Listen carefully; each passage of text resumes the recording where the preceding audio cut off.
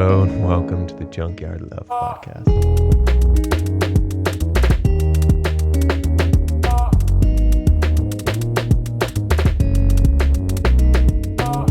At what age do we learn how to have better conversations? At what age do we learn to have better conversations with ourselves?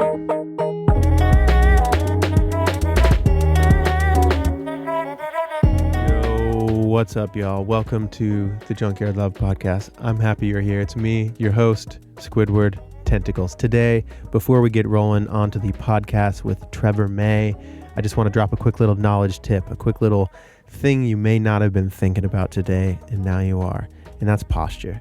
Posture and confidence, man. When you walk out, when you leave your house, we're all in quarantine. We're all in COVID times. We haven't been able to leave our house as much. Maybe we're slumped over. Our shoulders are forward a little bit more. We got our hoodie on. We're comfy. We're mumbling more. We're looking down on our devices more. We're all doing it. It's all right. But let's just think about when we leave our house, what's our posture like? Can we put our chest out? Can we pull like an imaginary string from the top of our head? Can we put our shoulders back? Serotonin is released in our bodies when we actively control our posture. For more information on serotonin and confidence and posture, look up Jordan Peterson's talks about lobsters.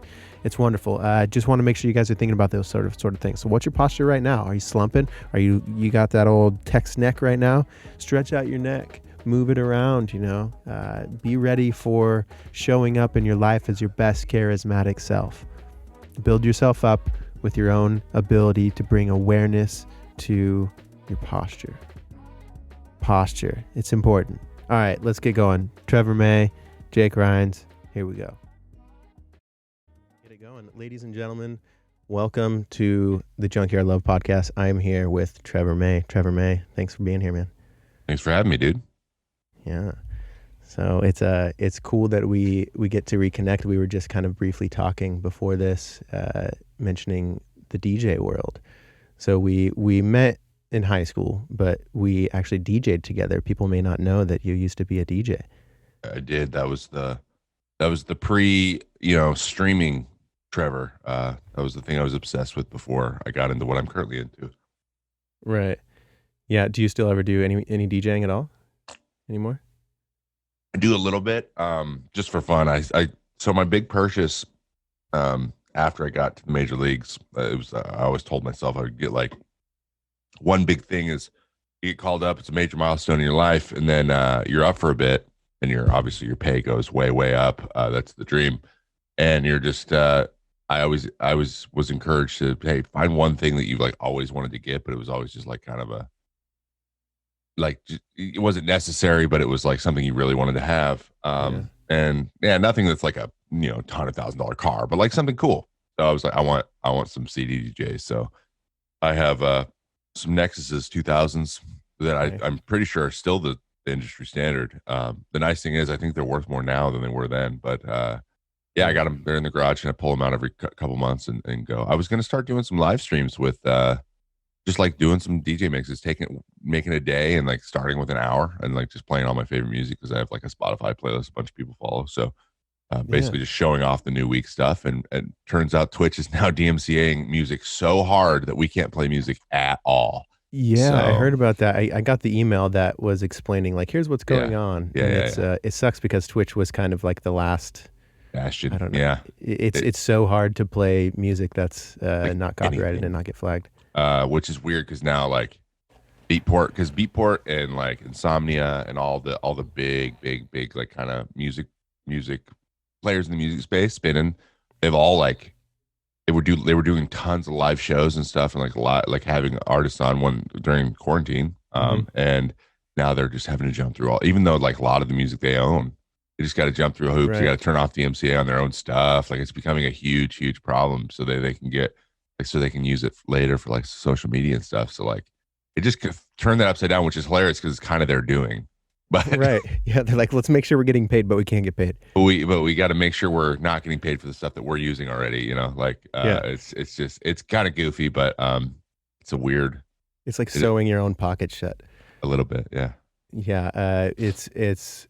I'm kind of curious. What do you think it's gonna? I mean, we're not just gonna continue to go down this to where it's like all we can play in our videos and stuff on Twitch and live streams, and even when it comes to Instagram, Facebook, which is like more intense with the takedowns. Yeah. There's got to be some sort of algorithm or something that somebody's employing that is creating something where it like hears, it Shazams it, hears it, and it's like, I'm going to let you play it, but I'm just going to make sure like, Young Thug gets his 2 cents and then his record label gets their 3 cents. Yeah. Like it just distributes. I feel like eventually we're going there. Yeah, I think that's probably the solution, or something along those lines. We were actually talking about this on my own podcast. We had like a gaming lawyer. He works with a lot of content creators stuff, make sure they're trademarked and protected and going over contracts and stuff, because that's become a huge market. And he explained it in depth. He's just like, I think a really interesting opportunity is going to be a lot of creators like partnering with music labels and stuff to like almost it's like a sponsorship relationship, but like they allow you to use their stuff. You get whitelisted, and then kind of streamlining that whitelist system so that like there's just more. So because in reality they do want, it's just an archaic law that they can enforce, and there's only a few big players really enforcing it, and then a lot of other ones don't really care. But like but it's applying to everybody. So like, because these huge labels don't want the music, like Drake's label, for example, doesn't want his music played. Like all these other ones that are like mid-tier labels or whatever that liked all the exposure, kind of like getting your song on TikTok, like blows it up. It's the same. It's with streaming. It's an opportunity for people to hear your stuff that they might not hear otherwise. Those people are losing the ability to play music because they're just not going to play any music because they're not going to take the chance. So like, so now like I know that T-Pain, for example, is huge on Twitch. He's got people on his label making royalty free stuff just for fun, like just stuff they had on the side. And he's like, let's put this all out and let people think. So like these platforms are popping up left, right, and center where people like putting up as much copyright stuff as possible, stuff they made themselves. Now there's like smaller artists on Twitch that are literally just making music for people to play on streams. So there's becoming this huge market for it. And then I think the bigger players, when that turns into money, when they can figure out a way to monetize that well in the live streaming space, then it'll just kind of like that law will just kind of be, they'll change it. A thing of the past that we've moved through. That's actually a savage move that T-Pain is just having his boys just make music for what's actually going on. He's huge on Twitch too. Like in the last 6 months. What does he play? Like, does he?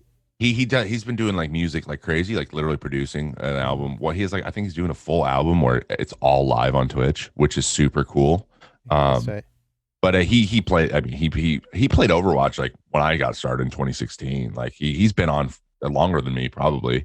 But yeah, he plays games every once in a while. But it's mostly like just like he has a show, like a kind of a talk show type thing where he brings on streamers and they like play a game together and they hang out. And he's got people in like a stream team that are all kind of different kinds of personalities too.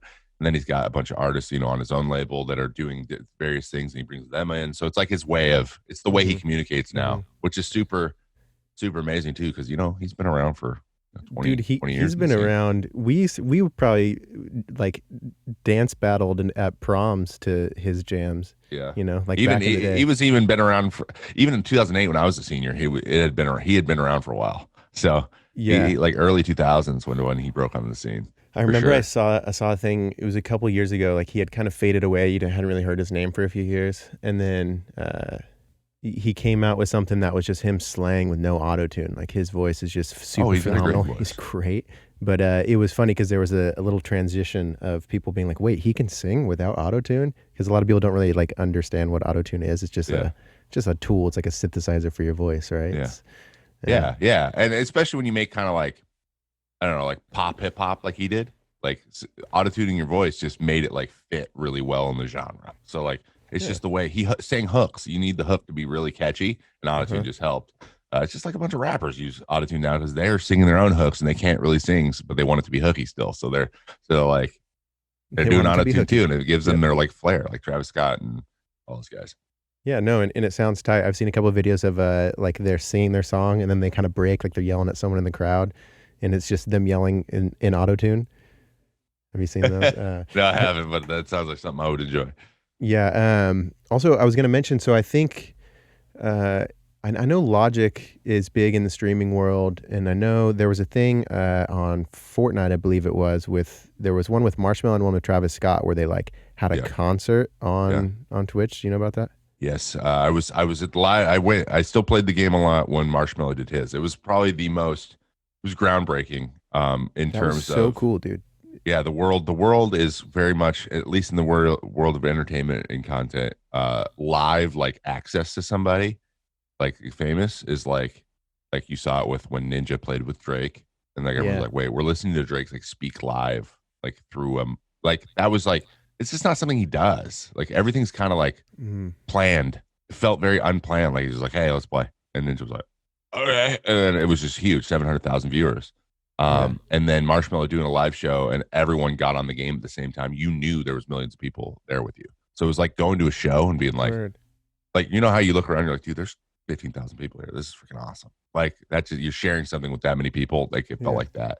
And it's something that it was just a huge undertaking to do as a game developer. And then the Travis Scott one was in terms of like production, like so Marshmallows was really cool. There was like anti-gravity. It was like he got really big, and then the world disappeared for a bit and you're flying around in space. That was cool. But Travis Scott's was like a like an acid trip, like super like the cool like you're flying through this whole story, right? And Huh. he's like telling it with his music, which was insane. It's just like the player base for me anyway. I wasn't playing the game very much, so I just watched people watching it live Mm. on stream.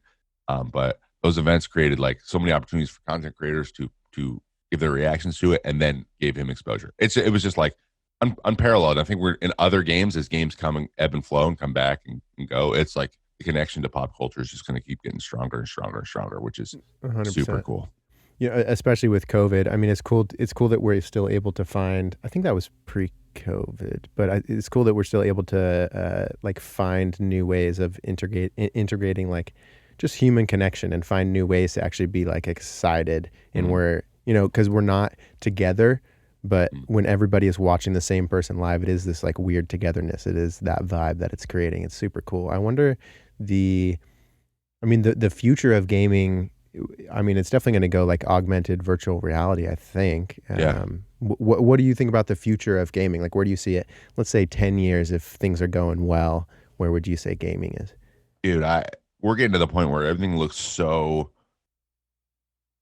the world of Ready Player One, I don't think it's too far away. I don't think that everything's going to be done in a virtual world game that's made. Maybe not that full completion, just because people compete with each other. So like, there's just so many competing brands, right?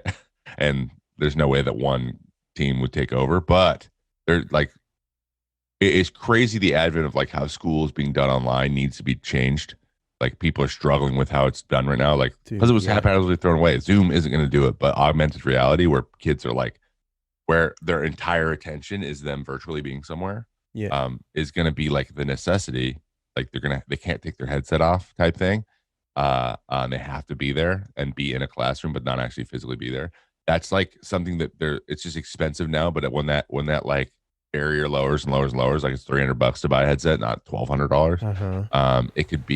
It could turn in, and then if you're going to school online like that, like there's no limit to like the things you can do in reality at that point. So we saw it with Snapchat putting augmented reality in, and then everyone stealing it, and that becoming like interesting and something that captures attention. And then if you go in virtual reality, where your entire world is now that, the ability to like learn and like trick your brain or make your brain think that it's all just that's your environment, that's what's around you. It's just easier to learn that way. So I think school could very easily, some really progressive schools might already be doing it, right? We don't even know, but that's one big thing. And then games are kind of just like hit or miss, just because like, for example, me, I get motion sickness, so anything that's like Same. I have to be active and like I'm fighting bad guys and moving and shooting them and stuff, like it's just too much. Like I can't, because my body doesn't feel what I'm seeing, and that's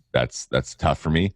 And I'm not about to take Dramamine before I play games. So like the ability to do games, I think, is limited, because there's just, I mean, I know we're in the minority, but there's a lot of people that just doesn't feel good with. But if you're just sitting in a chair, like I can sit in a chair and I can just look around, like I'm cool with that. But when it starts like in the game, when it like when it signals that you're moving, like you're like, wait, my legs aren't actually physically doing anything, but my vision is going. My body just instantly breaks into a sweat, and I'm like, whoop, I don't like that. Yeah. Your inner ear is not registering you moving, but your eyes are. It's. I don't know how it actually doesn't make sense physiologically. What we just said sounds like that's the way it should be, and there's just like 90% of the world's like, nah, it's fine. And I'm like, I don't understand why that's fine. Yeah. Why aren't you understanding that you're being tricked right now? Yeah. I think I've done it because I'm living with Tyler Daniels now, and he does a lot of games, and he had me try 2 different games. One was pretty chill, but I don't even think I lasted 5 minutes, and it was just the act of walking.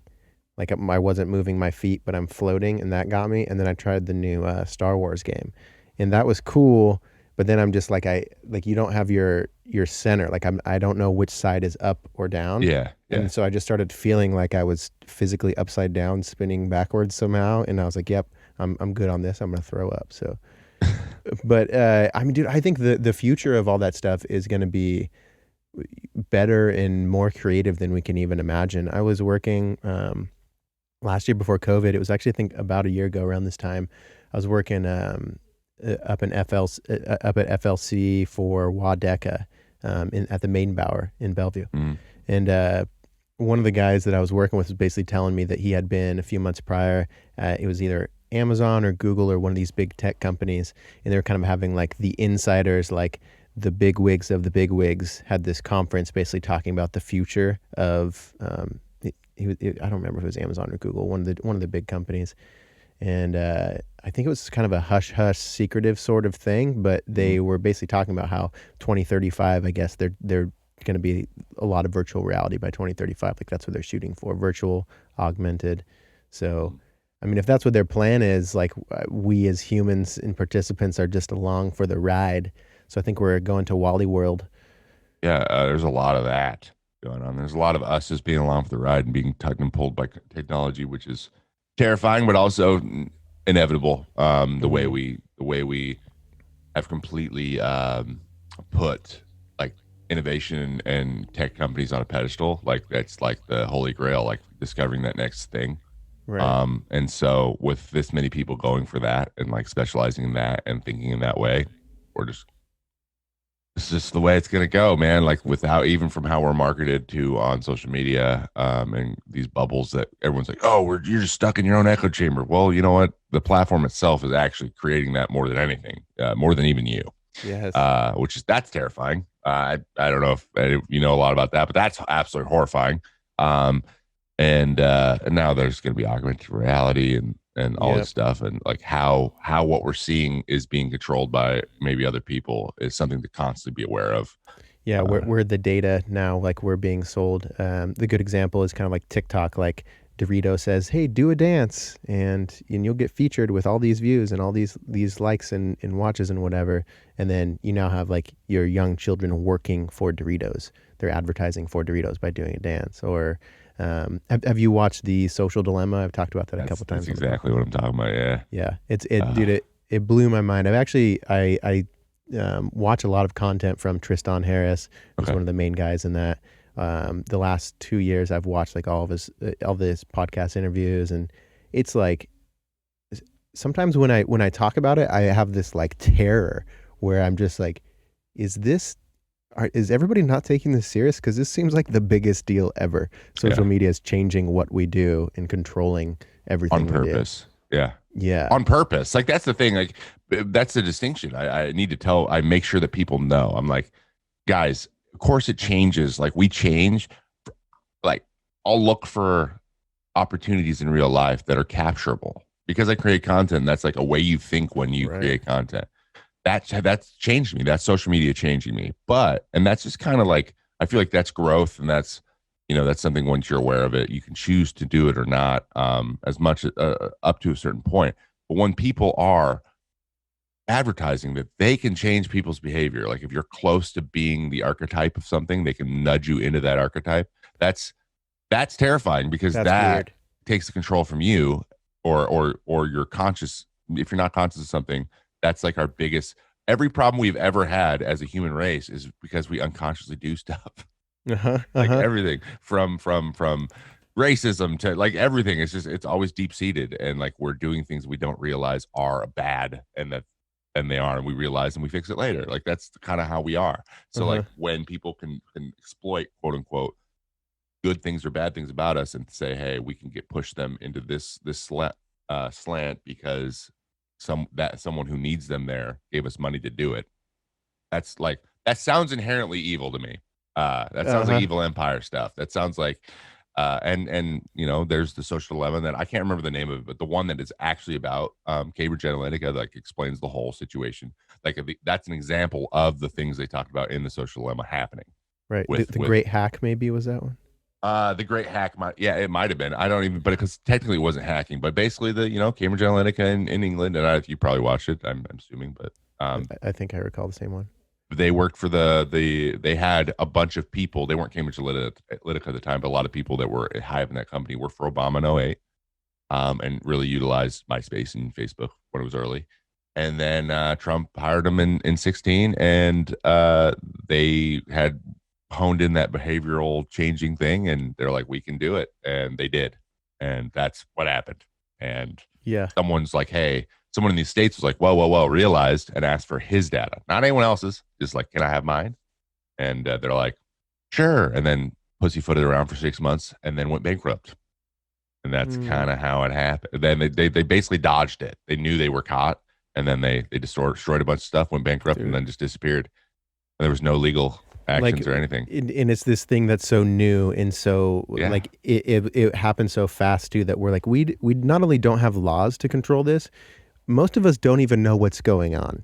Like it's like these old wooden boardrooms trying to solve virtual reality level problems. Exactly. And it's just advanced too much. And we got people in Congress that are like, I don't even have a smartphone. You're like, I don't know what to tell you about it. They're like, so is this about Flappy Bird? Or exactly. Like, I mean, one thing, there's a lot of scary stuff when it comes to social media and just how quickly technology has integrated with us. I mean, think about 100 years ago saying, hey, you have a flashlight attached to your body at all times, so you'll never be in the dark again. Anytime you're lost and you don't know where you are on the continent, you can pull up 3 clicks of a finger and you'll be able to see where you're at with a pin drop. Also, any information you want to know, you just look at your magic rectangle and you just ask it what you want to know, and it tells you exactly what you want to know. I mean, that's huge for humanity, man. That's a huge jump. Yeah, it's huge jump, but I really, really, just because we are going there and there's very little we're going to do to like stop, we're just going to have to guide that path better. So it doesn't stray off into crazy, because there's nothing we can do. There's nothing we do to like, we're not going away from smartphones. We're not going away from social media. We're not going to go back to email as our, like, it's just not going to happen. It just simply isn't. When you accept that, and you accept that, like, maybe social media doesn't change people the way that we think it does. It doesn't make people shitty. It doesn't make people like all this bad stuff happen or good stuff happen. It just exposes people, like, when they get feedback for some of their worst desires or best desires, they tend to want to do that stuff more. It's just like when you're a kid and your parents are saying, put the toy down or pick the toy up. It's time to play. It's not time to play. Things like that. It's the same thing. We're humans. That's the way we learn. So, once you accept that, like, hey, this rectangle is going to be, and it is a tool. And if I use this tool and people who are in power are checking it and then you could trust it, then you shouldn't be afraid of it. So it's not like we're not trying to fear monger. We're just saying, of course, awareness is important, because then you can think, whoa, I'm just not going to go on it as much, or you're going to be like, I am, but I'm going to on purpose try to sculpt this thing to be as wide as possible and see how I can do it. As opposed to just like going down rabbit holes all the time without any sort of conscious thought. Yeah, I mean, dude, I think you mentioned awareness. I've listened to a couple of your other podcasts, and you mentioned awareness a lot, and I definitely want to signal in on that. But I think that's a huge thing, is bringing awareness. So what am I doing, and why am I doing it? And I think, Trevor, that you've done what you're doing very well. I think, moving to the streaming, all of your online content, like, that's huge. I mean, I was just doing a little research and going through. You have just tons of hours, and you've clocked in, and you've really transitioned very well into this online content creating thing. You want to talk to me about, like, even the beginning stages, did you think you'd have this much momentum? Did you consciously make the decision, okay, I'm going to go into this streaming thing because it sells myself as a brand? And then you're able to, kind of be a motivator for young kids. You're able to, have fun and inspire people, but also enjoy it and make it a business. And how was that transition? Um, so I think the one thing that anyone that's already in it or was in it before me can also attest to is most people just started to see what it was all about. So like I had time. My whole thing with video games, especially during the season, is I decide I need when I want to do something, I want to be good at it. So like if I'm going to start something, I just don't like dabble. I like go all in and find something that I really enjoy. So my first question I asked is like, how much time can I have devoted to this? I got hurt. I have tons of time. Kate wasn't living with me. She was still living at home in Seattle during the season. So like she was coming to visit. Like I had tons of time. So I was like, I love games. Let's play games. And then I played games and I was like, okay, I want to learn how to play this game better because I have time and I want to like be good at it. I'm not just going to be like bad and sit here for hours and waste time being bad at something. I want to actually become good at it and feel like I'm accomplishing something. So then I went back, like I'd watched Twitch since early 2015, just off and on. And I was like, all right, let's start watching Twitch. I just discovered some of these big content creators. And I was like, dude, I can do that. Like that's my brain. Like these guys, there's got Tim the Tat Man's become a good friend of mine, and his best friend Paul Action Jackson, who's actually my co-host on my podcast that we have currently going, about centered around content creation and stuff. I met them through gaming because they're my same age. They graduated in '08, but they're just from Syracuse. So like I was like, then they're best friends. So I was like, you two, they were on the baseball team, like you know what I mean? Like right. They were to put it in context, they were like Tate Teeters and Colin Kelly. Like, like best buds, like that. And I was friends with Colin and Tate really well because we played on the same sports teams. I would have just been the buddy that went and played professionally, right? That's just what I would have done. But like their humor, everything. I'm like they're nerds, but they were all athletes. I was a nerd and athlete. That's just the way it is. I didn't know at the time, but I was. And so I gravitated towards just because I liked their style. I liked them as people, and all their references were the same for me. So like I was like, I'm part of this community. I became a really huge big thing in their community, and then I was like, I want to do this. So once I decided that, that's when I was like, all right, I'm gonna get a computer, I'm gonna build it myself, I'm gonna learn all the stuff your way you're supposed to do it. It was just YouTube video, and every day just fed into something else.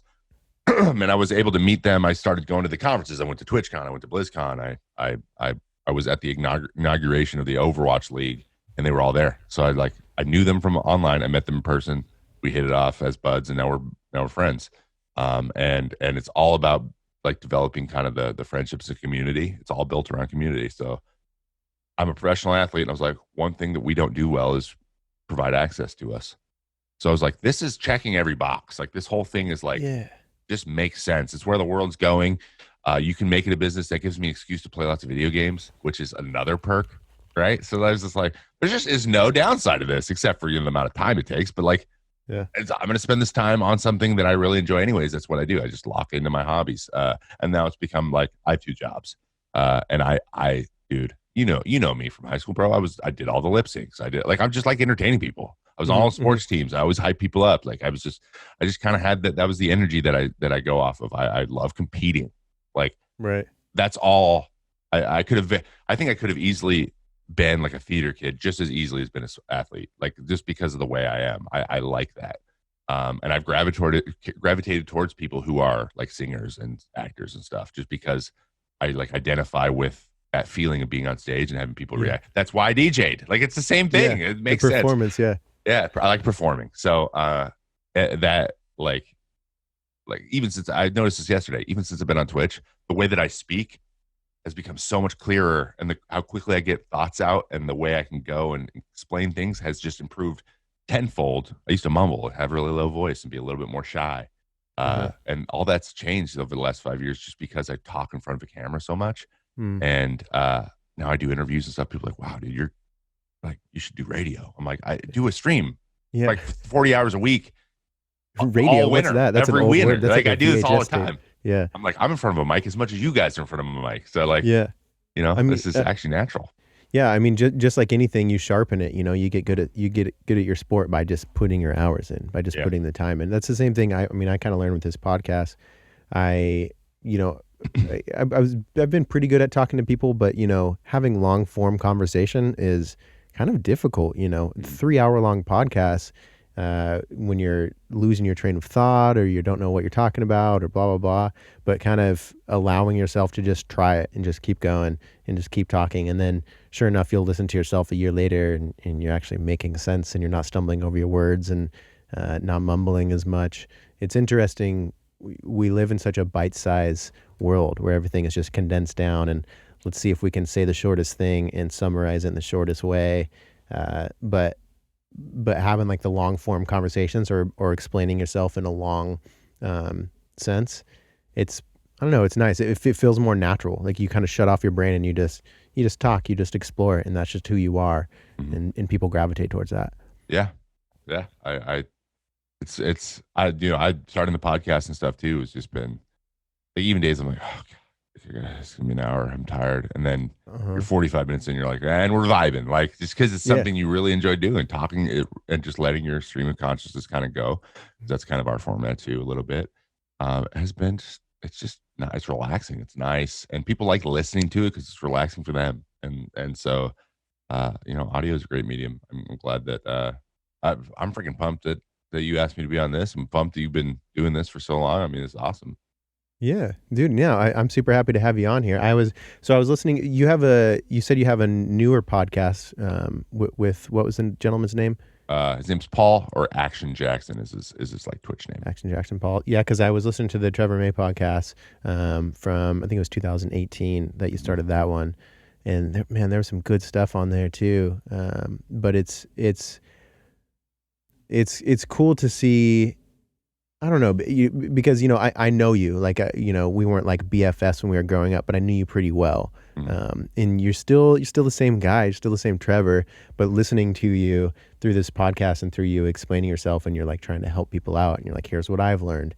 It's super inspiring. Like it's just actually seeing, now that we're older, seeing the growth of a person in real time. You're like, oh wow, yeah, you're the same person, but you're also this just a way better version of yourself. It sounds like, you're really leaning into this thing and you're enjoying your life, and you've done very well at it.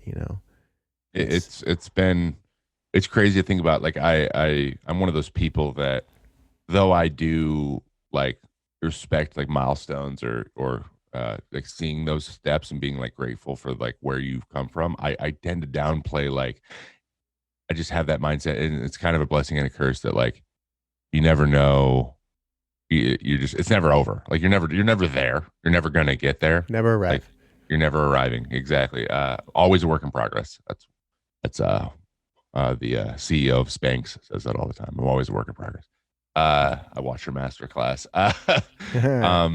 And so like I tend to be like, oh yeah, big leagues, that was awesome, but like now I gotta stay. Like that's just how I always am. So it's really, really nice to hear people have noticed it or be like, hey man, that was really good and that was inspiring. Like you made something good.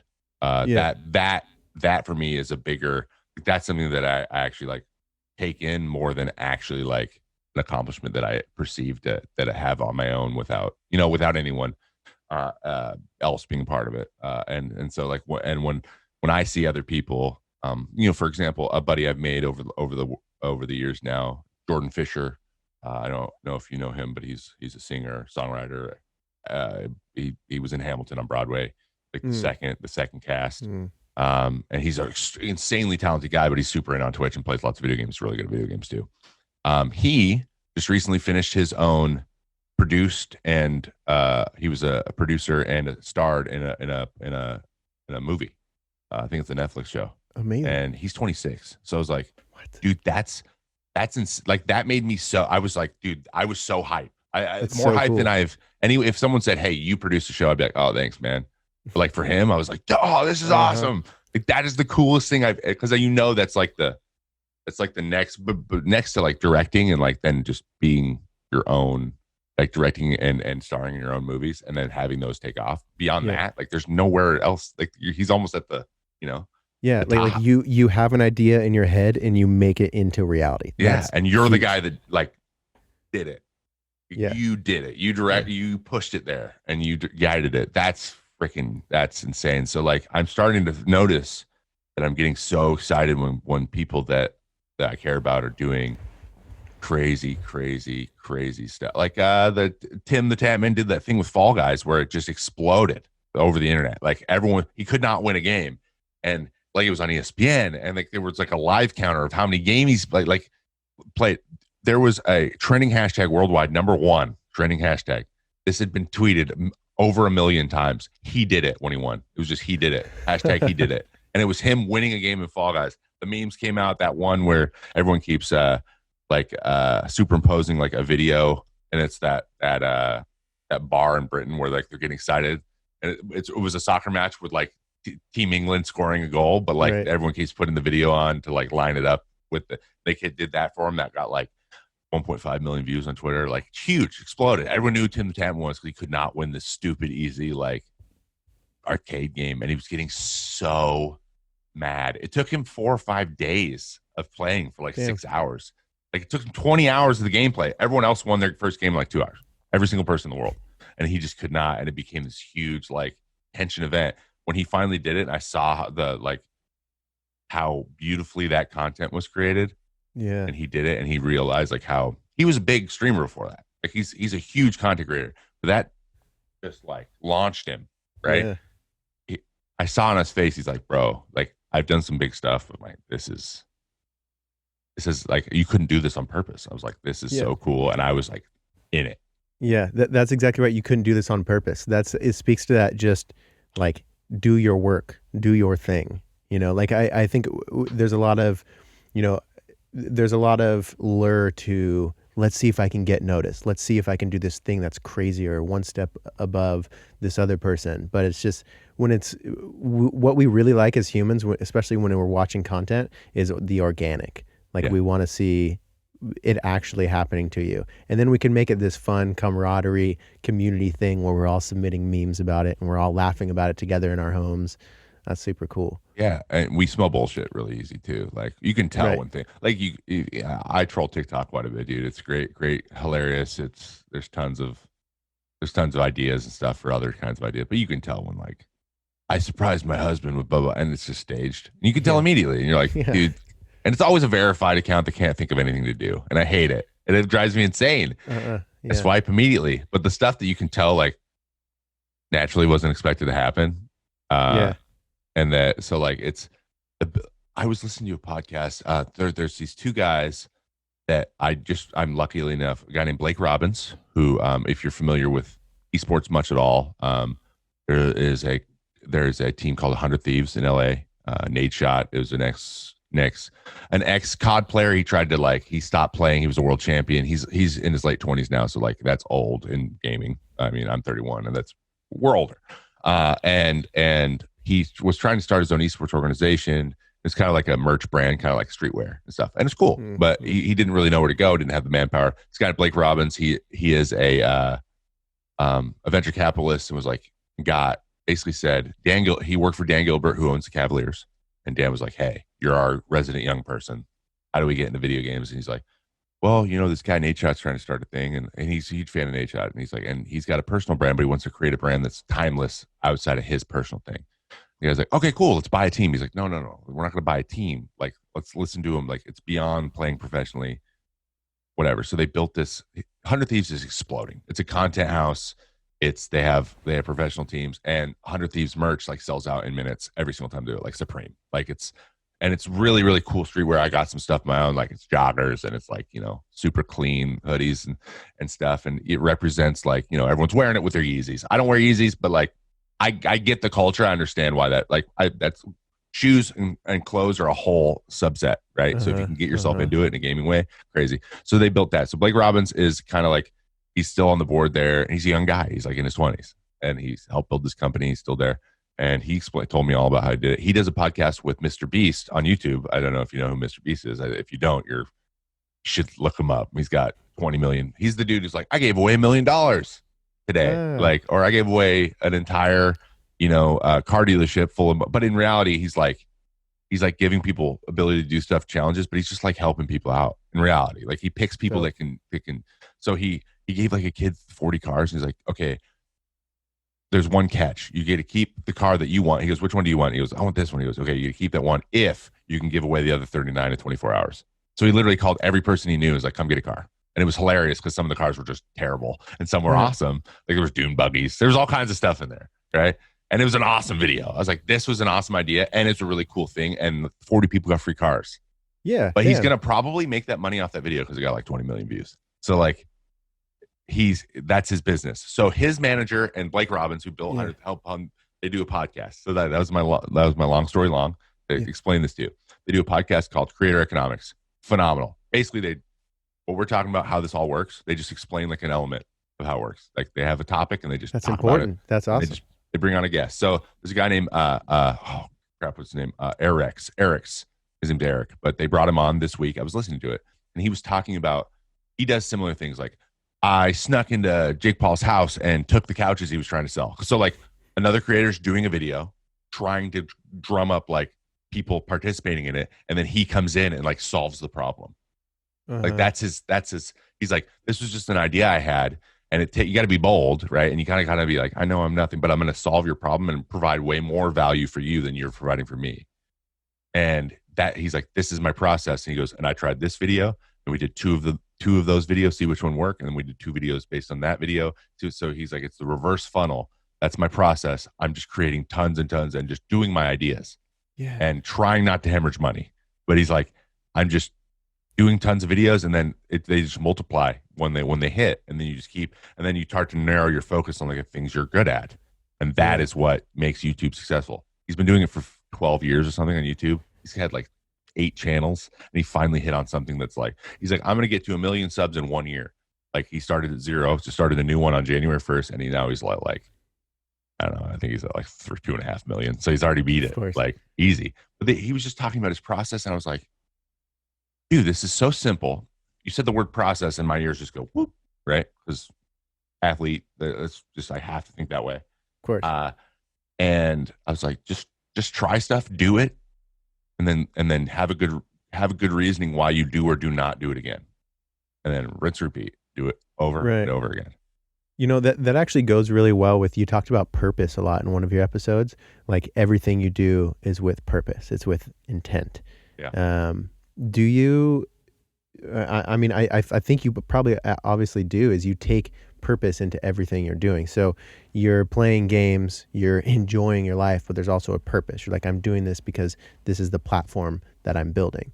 And then everything you do when it comes to your athleticism, with your training, with your mindset, it all has purpose. Would you want to expand on that for me, or for any of the listeners? Like what do you mean by purpose, and how does it help you stay disciplined? Like how do you apply purpose into everything that you're doing? So purpose is, I think a lot of people like, okay, purpose means having a reason, right? Like a goal, an end goal. There's somewhere you're going, and what you're doing is then taking steps towards that place. And that's kind of the very simple way to put it. I kind of phrase it in a way, or frame it, where you are basically trying to how do I do this? I'm losing my train of thought. It's funny that you talked about that earlier, like not losing your train of thought. That's what I'm doing right now. Yeah, that's the open format conversation. You're allowed to use your train of thought. All right. I'm going to answer this in 1 second. I got to close this.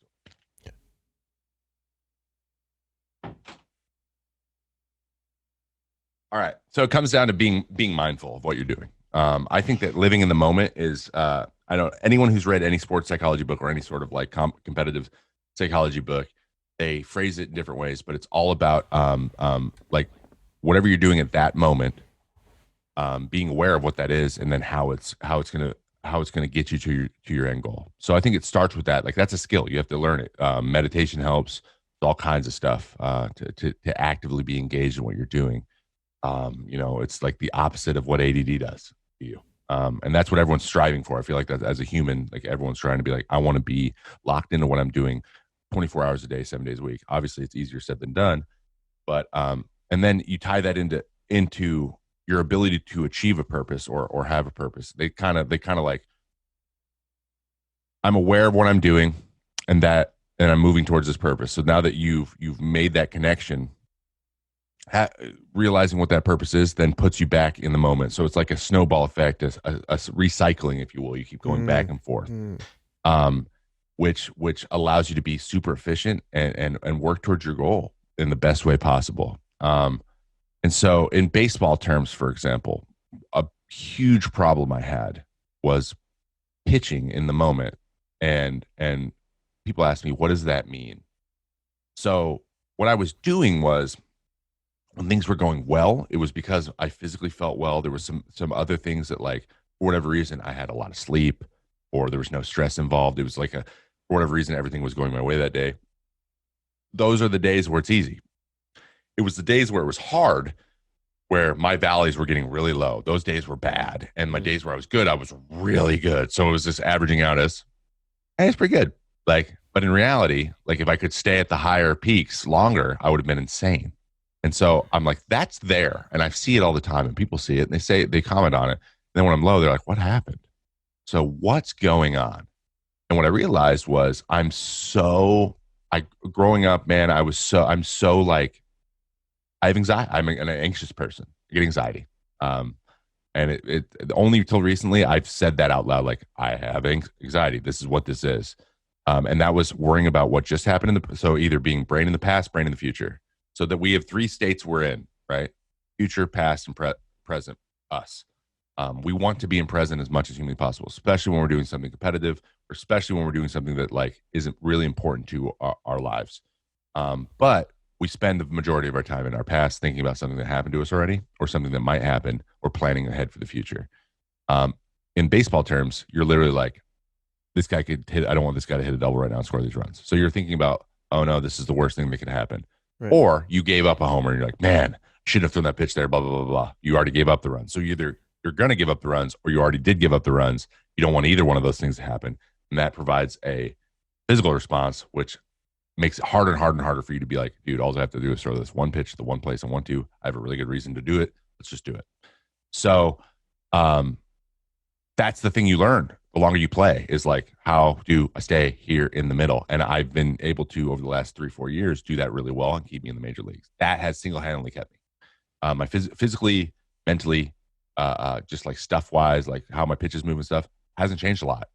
It's just my brain has been, I bought into that. I got there kind of a little bit by taking bits and pieces out of books I read and people I talked to, kind of developed my own kind of way to think about it in a very, like, structured, mathematical way. I actually call it AFE. I talked about this in one of my episodes, but like, analyze, focus, then execute. Execution is physical, analyzing is mental, and focus is mental. 2 of the 3 steps are mental to throwing a pitch. Right. So the physical stuff, there's very little you can do to change it in real time anyway. So your mental side is the best part, and they happen in that order every time. So if you skip one or you mess one up, it's probably going to affect the next step.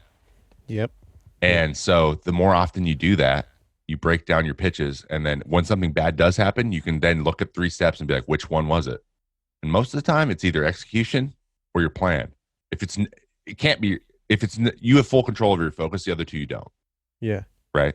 In terms of getting results. So I was like, oh, I just have to be obsessed with this focus part, which is having a purpose allowed me to focus the best. Coming to the point where I was like, I have a reason why I need to focus, because it is the most important thing I need to do. That's my purpose. I'm like, this will get me to my results better than anything else. Once I made that connection, working on my focus day in and day out became much easier. And then you just saw my results just turn up. Right. Yeah. And so then I applied that to video games and I'm still doing it. And it's very hard. I'm still I'm not quite there, frankly, where I'll be streaming or something. And I'll be like, I've just kind of been going through the motions for like 4 hours. Like, just kind of playing, not really talking to chat. That's huge for me, because people want to ask me baseball questions, and me being engaged is like the most important thing. Because I'm not a world-class gamer. I'm a good game. I play games well, but I'm not like, no one's like, dude, this guy's nuts. Like, that's not my brand. My brand is super hyper engaged, hyper, like, having conversations like we are now. And so I'm constantly like, okay, how can I use focus to then play the game at a good level, but like the content is tailored to me talking to them and playing and like creating that connection. I'm still finding it. And it changes game to game too. That's kind of the hard thing. But I have realized that the chat over here on this side monitor, these people talking, that's my purpose for doing this. Mm. And this has been recently, I've attached that to purpose. And so once you attach a purpose to whatever the thing you're doing, then you can lock in what what you need to be focused on. Yeah. If that makes sense. So purpose Yeah. and focus are like, bedfellows hand in hand, and they always are. And so if you find yourself, you're like, what am I doing? If you're ever like, what am I doing? If you ask that self, you're not focused on something and you might not have a purpose, or you're not focused on the thing that's going to get you to the purpose. You're like, I want to get there. I know that. So what am I doing right now and why? If you just ask yourself that question, it sounds really simple. Answer it honestly, because sometimes you'll be like, I don't think I like this as much as I actually do. Maybe you just need to not be doing it. Yeah.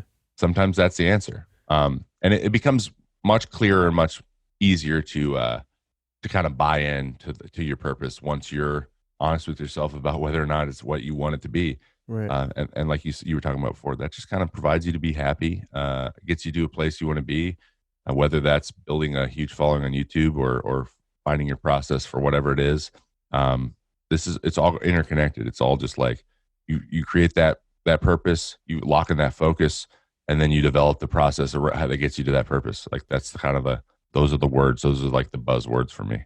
Yeah, no, I mean, it's brilliant though. It works perfectly. Do you ever have, guys like Tony Robbins, they talk about a state change where it's like, Tony Robbins is where right before he walks on stage, he has like this mini trampoline, and then he has this like, does this little spin thing, and he says some words in his head, some mantras, whatever, and then he walks on stage and he's on, like he's just in there.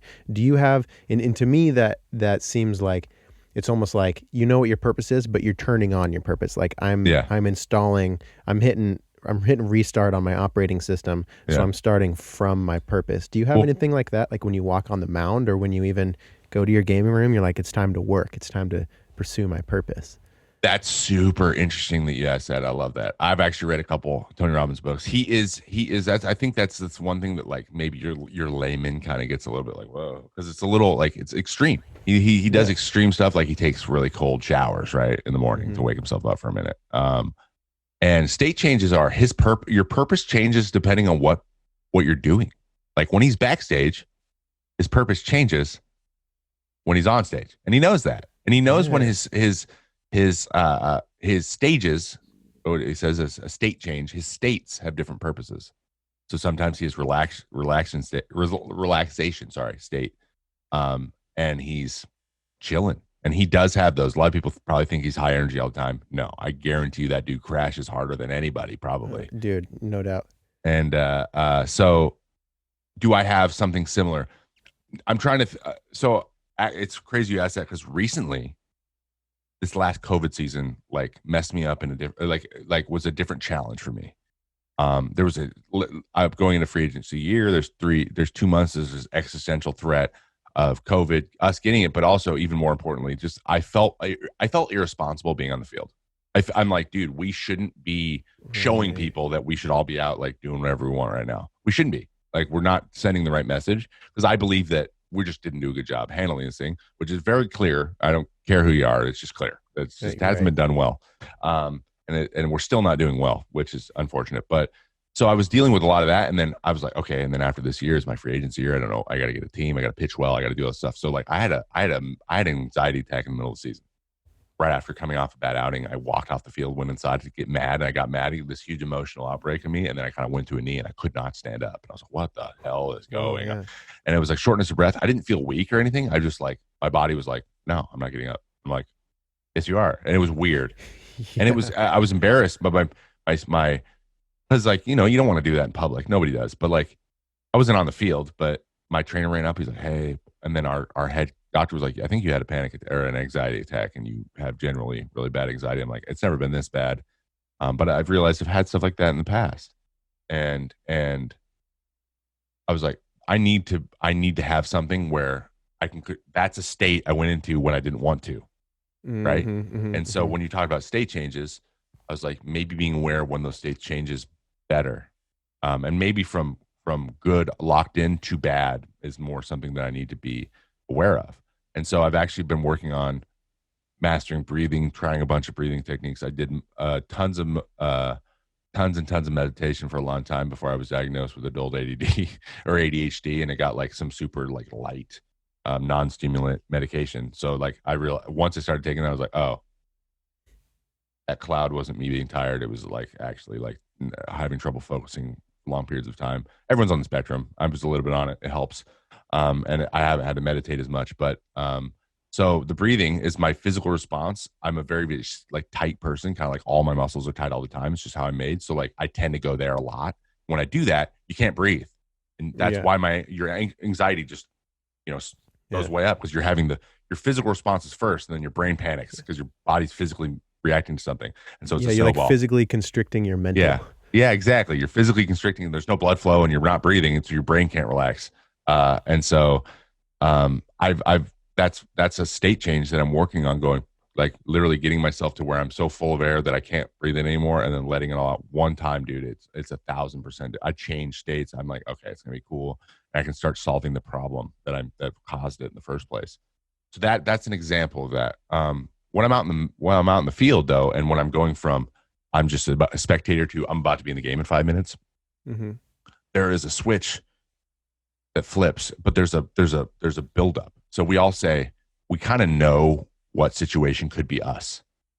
Like we're up by 2 runs, starting pitcher's pitching in the 6th inning, and he gives up a guy in second. There's nobody on, no outs. I'm like, this could be me. I might have to come in and get him out of this inning. This is my job.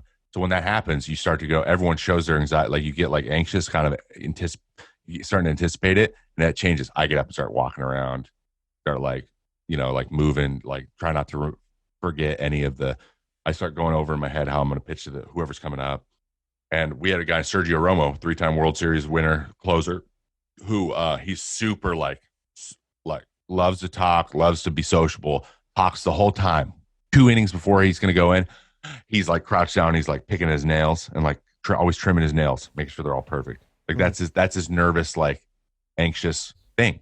Yeah, he tells me that. Yeah, we got Tyler Duffy. He can't sit down the whole inning, the whole game, but he doesn't get nervous before. He just like he's one of those guys. Is like I'm not going to start doing anything until the phone rings, and then he just takes off his shirt, starts throwing. It's time to go. That's the way he deals with it. I build up. Sergio really builds up. So like we all have our different things. Once you get the ball and you start throwing it, that's like now you're in such you've done so many times that you get like it goes from comfort. Yeah. And it's like you've created this comfortable place that isn't comfortable for anybody but you. And that's kind of how we change our states. When we start to throw, we get anticipatory. And then once I grab the ball, you create, it's like a closing of a loop. Your brain goes, end of that stage. Now we're into a new one.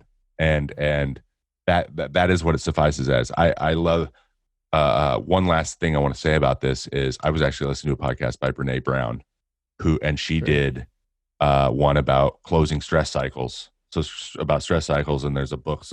They had the authors of the books on 2 twin sisters talking about how we all go through stress. Like stress isn't avoidable. Like you're just like you go to work and you're like, oh God, oh God, oh God. And the thing is, it's emotional, it's physical, it's everything combined. And you have to close the loop. If you never close the loop, if you go to bed and you're still in the loop, you won't sleep well. The next day you'll be more stressed, and it just makes it worse and worse and worse. And that's when people burn out. When you never close the loop. So you do something physical at the end of every day to signify I am done with the stressor. Like I'm done with work. I'm done with, I don't need to do anything more tonight. And this is what I do to make it feel. So like my wife and I, we didn't realize that's what this was for us. But the moment we're both on the couch at the same time, if we're both sitting on the couch, we're done. We're both done. And we look over and we have our animals with us, and we're like, we don't have to do anything now. We just got to watch TV. That's it. Yes. We can do whatever we want now. And that like your body just goes, okay, there's nothing I can do. I'm not going to do anything. You could tell me to do something. I'm not going to do it. So I don't need to be stressed. Yeah. And they were just talking about go for a brisk walk. So like, you know that once you're on that walk, your day is your stress day is done and your you day is begun. And it's not about self-care. Like everyone goes self-care, blah, blah, blah. It's just about thinking it like a math problem. You just need to solve the equation, finish the equation, Uh-huh. And sometimes you finish the equation by just finding something that signifies to your brain and to your body that it's over Yes. just for the day. And then in the morning you get up and you're kind of energized, ready to take it on again. Yeah. And whether that's like you accomplished a lot that day, whatever it is for you, just finding that end. So like you said, you're changing your state again. Like that's exactly what Yeah. Tony's talking about. Yeah. Um, Dude, I like how I say you give things power.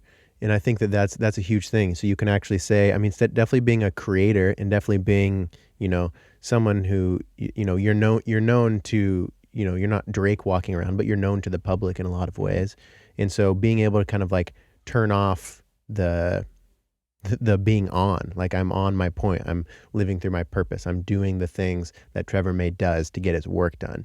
And when you sit on the couch, you look over at Kate, okay, we're done with it. You bring it to your conscious awareness and you say, the switch is off, and that's super powerful. We give things power. And I think a lot of us, this would be a good leeway into awareness itself. That's something that for me, I've heard the word before. I knew about it. I knew it was like, but until you really start digging into like, what is awareness and what does it mean to be self-aware? And how do I, when we walk out to our car and we go get in our car, we don't realize that we open the door handle and we turn to get out of our house, and then you lock the door, and then you walk over and you physically grab your door handle and you touch it and whatever. Like, we don't notice all those things that we do in between. We're just going. We're just have our momentum. But bringing awareness to what we're doing, then we can kind of insert our meaning into it and just kind of stop the ever changing, the ever just avalanching situation that is our thoughts.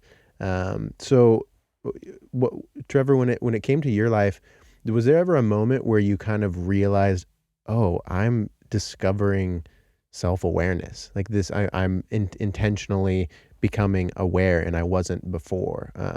Even we could even transition into, you talked a lot about your frustration, like you had trouble dealing with emotions when you were younger, which I think a lot of us dealt with, still deal with. A lot of us deal with battling our emotions, but bringing awareness to the conscious thought or what's actually going on, you can start to handle these things and really give them power in the positive way. yeah. So I would say I think the biggest year that I started to realize that is in 2012. I was in AA, and that's when I talked about, like, I realized how little awareness I had when I was on the mound. I had lots of awareness after. I was like, oh, I could have done this, this, and this, and this, and this. Mm. I was like, the one thing lacking here is my self-awareness, right? And I started to get into it's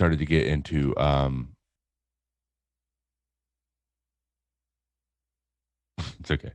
I started to get into meditation, and an app called, I was just like, apps are great at that time. An app called Headspace. A lot of people might do it. It's got a yearly subscription made by a guy named Andy Puttycombe, an English guy, and His voice is so good, dude. it's so good. He's great, and now I think he's got a woman that does it with him too now.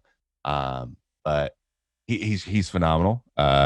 And the app's great, and there's tons and tons and tons and tons and tons of the content on there now is incredible. Like, it's way worth the money times 3. But that's when something he used to say to me that really locked me in was, the practice was all based around, like, he was giving you things to focus on, but like, and I would lose it constantly, obviously at the beginning. But when he lost, he goes, all right, if you lost it, just forgive yourself and then go back. And you're like, holy hell, this is so, like, forgiving yourself for, like, oh, dang it, lost it again. Well, I'm back now. Like, if you had that way of thinking, like, instead of getting frustrated about it, he just said, you forgive yourself. And it was something, for whatever reason, really easy for me to do. And so I started applying that immediately. And then I started applying it just in real life. Like you said, walking out of the car, I'm like, all right, I'm opening the car. All right, I'm opening the garage. All right, I'm driving out. And then I would, like, see how long I could stay there before I was like, go back onto autopilot, because we're so subconscious beings. Like, you just can't be conscious all the time. It's like, it's exhausting, right? Yeah. Which is a whole nother thing. But I think that's kind of when I started to realize that self-awareness was lacking. Like, I just wasn't self-aware.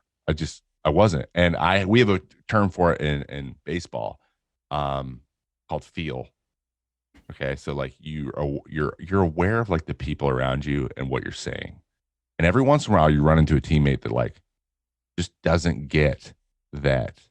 Like for example, he'll like complain about when he's being pitched and when like problems that literally every other guy has. Like everyone's has the same problems. And he's complaining to you and he doesn't realize that like he's preaching to the choir. You know what I mean? You're just like, dude, we literally, dude, we all did this. Like, what do you mean? Like he's a rookie that's like, I never get a pitch. Like, dude, you're a rookie. Like, they don't trust you yet. Yeah. And that's very, very obvious. And I don't understand why you don't know that. But it's like lacking feel. Guys who I used to have a teammate who just burst into song all the time. Just like started singing. He was awful. Like he played guitar and just wrote these horrible songs. And he's just a terrible singer. But he just insisted. He loved it. And he was a nice guy. And we kind of deal with it. But we're like, dude, stop. Like look stop. Around though. Yeah, just like read the room. Just read the room. Like that's the big thing. So like sometimes you got to read your own room. You got to be like, why am I doing the thing I'm doing? Yeah. And is this helpful? Exactly. Is this helpful? And a lot of times it isn't. I want to attach this to it a little bit too. We talked about just on the last thing, the ending of the stress cycle and kind of being aware that like this is your brain is just like shutting off. I like to think of that as kind of a switch flipping to the other side. So your purpose changes. So it's not like you're going from on to off. It's going from purpose to purpose. I think that's something because people think off. They think like, I don't have to think anymore. That's not what it is. What it is your purpose is now rest. You're like, I need to rest so that later the other purpose benefits from that. Yes. So like, that's hard for me.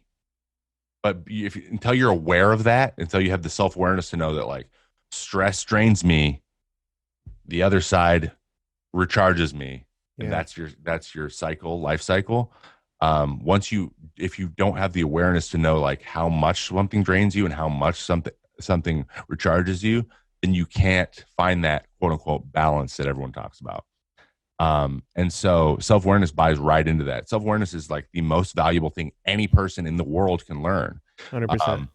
You know, I don't like to talk about, you know, politics very much. I don't think this is going to be a politics thing, but like the guy at the top had very little self-awareness for a very long time.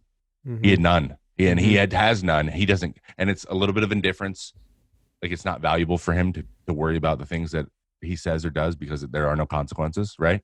And so that signaled to a lot of people that having self-awareness just isn't important. Dude, yeah, 100%. And that is what I hated. Like that is my like that's heartbreaking to me. Yeah. That besides like, oh, are taxes gonna go up or down? Like who gives a shit? I need to know. What are you making okay? Yeah, what are you making okay? He makes it okay to just not think about your actions or think about the fact that you're a leader, that you're all these things. And all that stuff's important. And we all know that. Everyone knows that, like to some level, right? Everyone knows that leadership is important. Everyone knows that like self-awareness and being considerate of other people is a positive trait.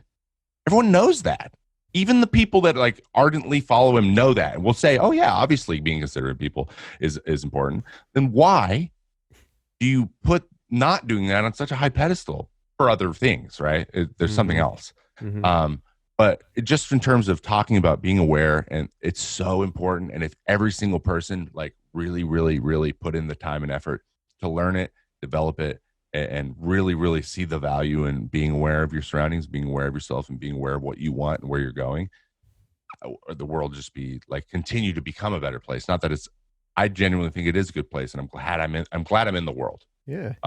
But and this is just we're always just, if you just know that you're always under construction, you are always a work in progress, and you're aware of that, and you're always aware of the things and the decisions you're making, you're just always going to get better. Yeah. Never stops. 100%. Yeah. I like to, it's like you hear the term woke, and I like to just combat it all with saying like, you're never awake. You're never woke. You're always awakening. Like when you're on a path of just trying to be good or trying to like live whatever fulfillment is to you personally, you're always awakening. Like every day you're learning something new, and every Yeah. day you're going towards that thing. And dude, self-awareness, I read this book by Anthony DeMaio.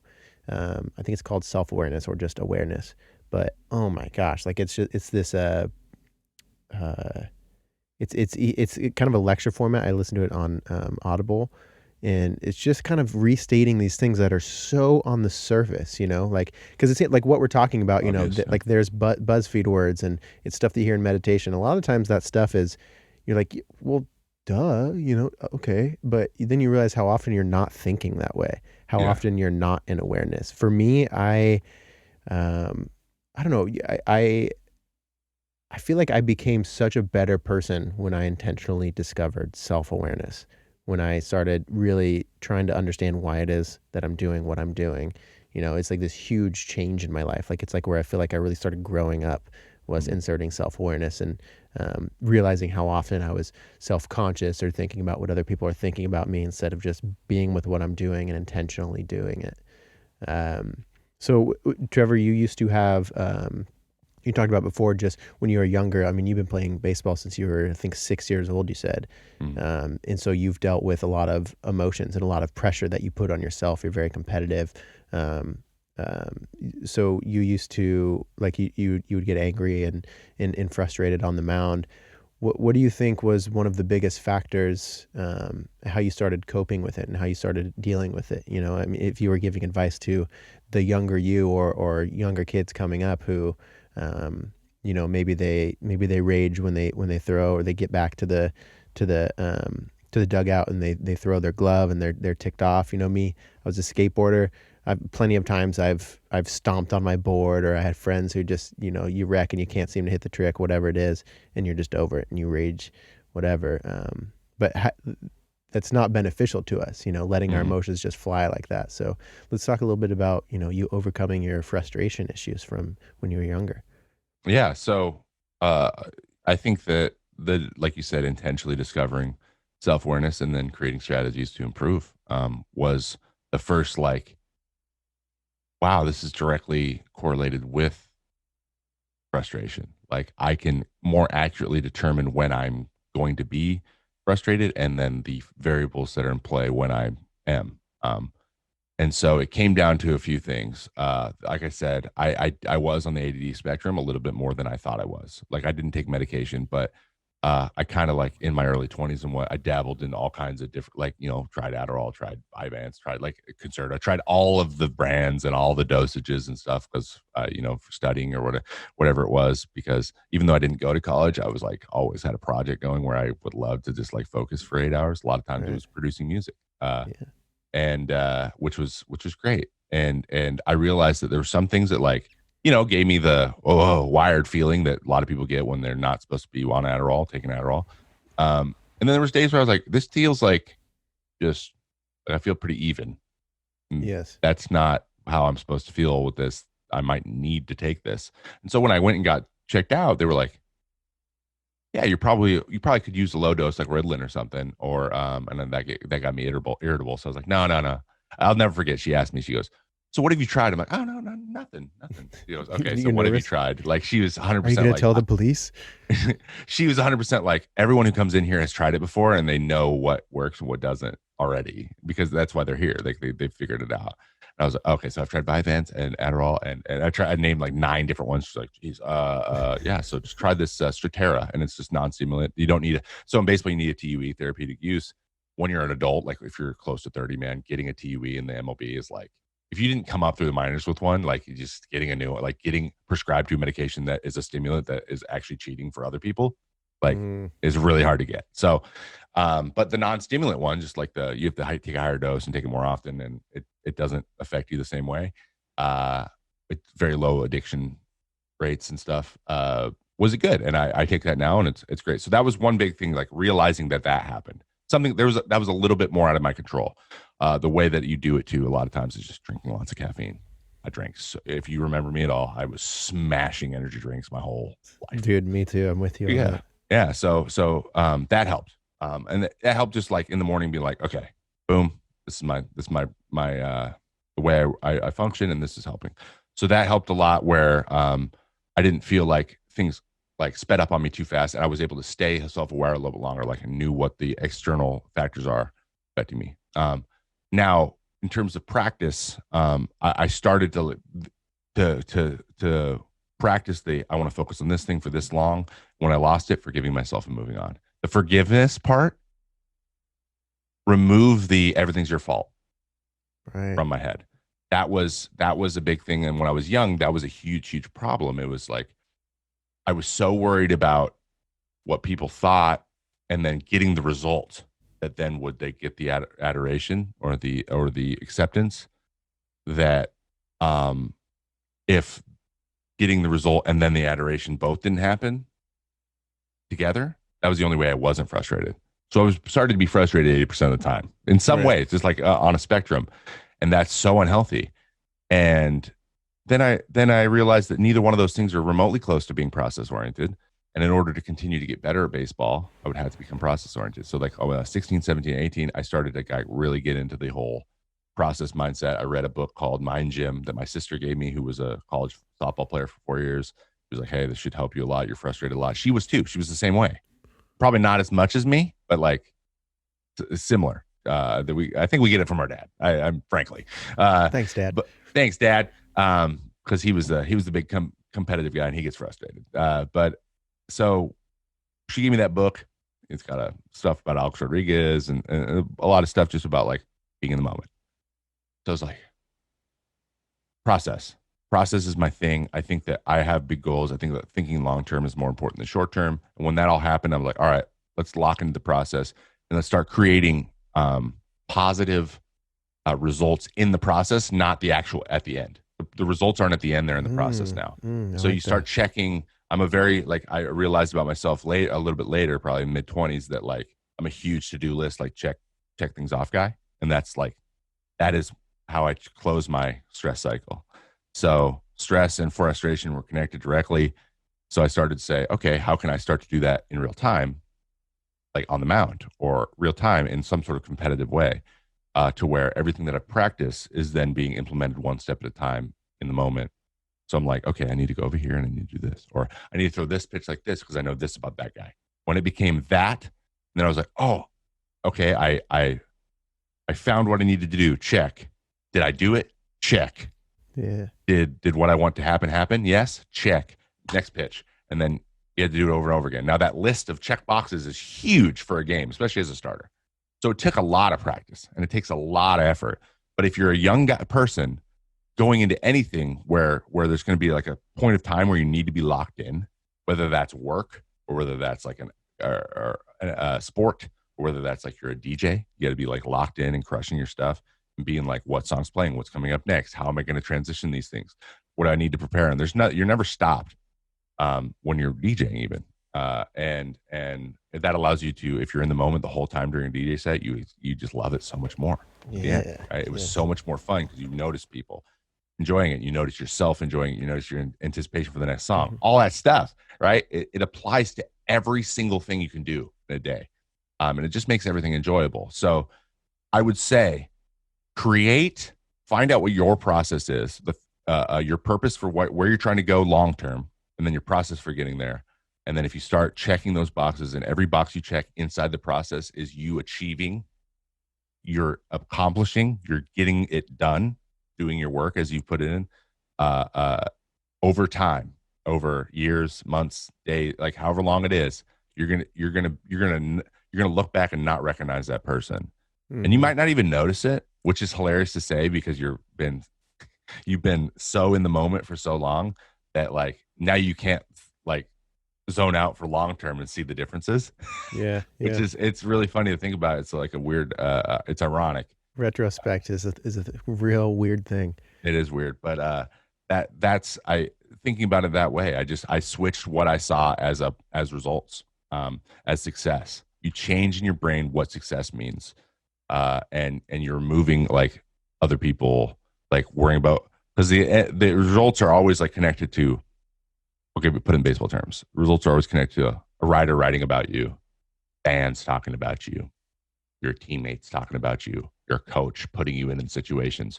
Those are all reinforcement of a positive result of a game, right? That's all other people. You can't And I control that. understand in order to stay as a baseball player, you have to have good results. So if you think about it, it's really hard to not focus on results when that literally dictates whether or not you get a job. It does. But if your process is good, those results end up being there anyways. Right. So you have, and that's trust. That's just trust from its most basic form. It's you're like, I know this is the way. And if I do this, that destination is going to be there, one way, shape, or form, and it's going to be okay. And I forgive myself if I mess up along the way, and that's it. Like, and over and over and over again, that is it. It's that simple. And if you think of it that way, and you find the way to phrase it to yourself to where you can go back there faster and faster and faster. Because like me, I was a big math guy. Like I said, it's an equation. I thought about it as an equation, box checked, very like step by step by step by step. I'm a recipe guy. That's how I feel like I'm comfortable learning and remembering and making sure that I can bring myself back there. And some people are like, it's a picture that they remember, or like a moment in their life that they go back to where they made a connection in their brain, and they're like, every time they go back there, they make the connection again. A lot of people do it like that. Whatever it is, you got to just find that way, find those keys and those way to make you fire, and know that that's your process, and just tell when you wake up in the morning, it's the first thing you do. And here we are, 31. I'm still doing it. Always going to be doing it. What I'm trying to accomplish in my life, what my purpose is going to fluctuate all the time. But I know that I can put together a process, follow it well, and get to where I want to go. Yeah, dude. I think like you seem to be very growth mindset, versus growth versus fixed mindset. Just kind of always improving and leaning towards your purpose. Did you? I mean, we come from the same town, so and this is not a bash on our town. There's a lot of wonderful people here, and there's a lot of awesome stuff. Like, there's a lot of cool, this whole area is really great in so many ways. But to me, sometimes I think that I see a lot of fixed mindsets in people who don't, they don't really understand that you can change who you are. Like, you can change yourself into, like, you're not just born this exact person and you're living out this storyline. You can say, these things are frustrating me, or like something I enjoy, say playing baseball, is kind of getting muddied by me getting frustrated. So I can change it, instead of saying, well, I just get frustrated and that's just what I do. That's how I was born. There's a lot of value in turning on the growth mindset. Do you think that you've always had a growth mindset, like even from when you were younger? I think that that's one thing my parents did really well. My dad, again, like I said, I got frustration from him, but getting better at things, or like having a really, like, he's just a hard working ass guy. Like, he just worked really, really hard. Like, it's crazy to think about how hard he worked. And I didn't see it a lot. Like, I only went to his work like 3 times in my life. Like, he worked at Kalama Chemical, and he was, like a shift supervisor and like a floor manager, like, for the machines. And like, so he would make sure things were going. He said he would nap every night, like, he worked swing shift. So like, he would just leave at 6 p.m., come back at 6 a.m. and just be exhausted and sleep and just make money and let us live our life, basically. And then he'd get 4 days off, and then he'd go, he tried to plan that around like basketball tournament stuff. He's a basketball coach, and he was an amazing father, but he just like that subconsciously planted, like, this is normal. Working your ass off is normal. And so that was a big thing for me. Just like, you can just work you got to work really, really hard to do anything. And then he always, this is a really cool story that I actually have not told very much, and I always remember it. I've told my wife, probably, and some close friends, but he used to do something when I was young, like probably between when I was like 5 to 8. He would tell me things called Trevor stories. So like, go to bed, he would go lay down next to me, and like tell me a story where I was the main character and I was doing something crazy, like achieving something amazing. And I think that went like so far. And it's crazy to think like how much that affected me, because that is literally like my ethos. So he's like, Trevor May comes up to bat with, 2 outs in the World Series, hits a grand slam to win it, or like hits the game winning shot, or hits a game winning free throw. Like, that was his big thing too. So he'd always like frame like high pressure free throw. not like a hitting a three, because he's like, I'm going to put you in a situation where it's more likely this happens to you. You know what I mean? Right. And so, or like football, he's like, makes the game winning pass because I want to be a quarterback. And he would always ask me what my favorite sport is. And depending on what the season was, it would change from basketball to baseball, like until I realized that I wasn't going to get taller than 6'5", and 6'5" just simply isn't tall enough to play basketball in the NBA for a white dude who doesn't move really, really, really well. No offense to white guys, but come on, bro. And so, baseball became the wave, and I was like, until then though, I would just switch because I knew he loved basketball and he wanted me to play basketball, and then he'd be like, okay, well, we got to go do X, Y, and Z. We got to go shoot this many free throws. We got to go do this, or you got to go do this. And he goes, that's just what it takes. He was just always like, that's what it takes. And so I was like, cool. So I always had big dreams when I was little, and that where I was and where my environment had nothing to do with that. Like that was something that just like permeated Pat. He just wanted me to think that way, and if it didn't happen, it didn't happen. But it was just like, I think it just was like a fun thing to do. And then he realized that like what the value it had long term, and now he still does it. He still texts me like, hey man, after a good outing, he's like, absolutely incredible. You're this pitch are incredible. You're better than this guy. Like things like that. Yes. Like he has no chill when it comes to that. And he goes, and you can be an all-star, blah blah. Like he still does it. Dude, I'm 31 years awesome. old. Yeah, it is awesome, and it's random. And so that was huge. And I think that growth mindset is so important, because once you create, like, again, the purpose, like that long-term purpose, like 20 years in the future purpose, like I want to play in the major leagues and I want to do this. Once you create that, and creating the path for how to do it is like, now once you accept that's where you want to go, next thing to do is just do the path. Do the work, yeah. And the thing I think that is lacking sometimes, especially in smaller towns and what have you, is people might not think big enough right away when they're young. Like, you know what I mean? Like maybe they don't create that purpose far enough away. Like it doesn't seem possible. Yeah. So you set limits early.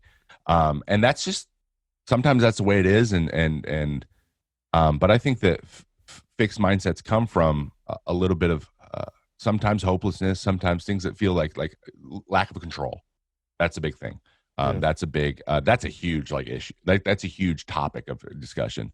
But at the end of the day, man, like you can change it whenever you want. You see people doing this left, right, and center all the time. People who are 40 were fixed mindset for 30 years, lived in a small town, and then when they're 40 to 50, started a business and then became a millionaire. Like in 40s to 50s. I love to see that. Yeah, exactly. And that exists. People do that all the time. People are doing it currently right now, all over the place.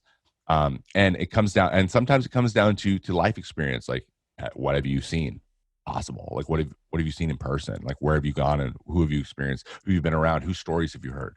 That's important. The quest for knowledge is really important too.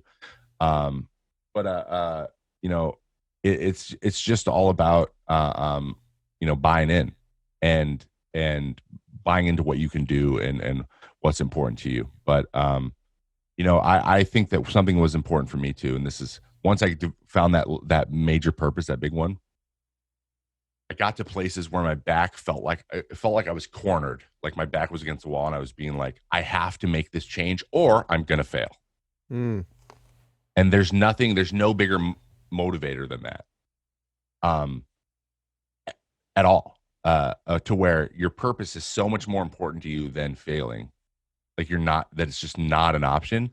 I've had several things in my life where I can fail. There's just not, like, my brain couldn't actually like create a scenario in its head. Like I couldn't think about it. I didn't even know what it looked like.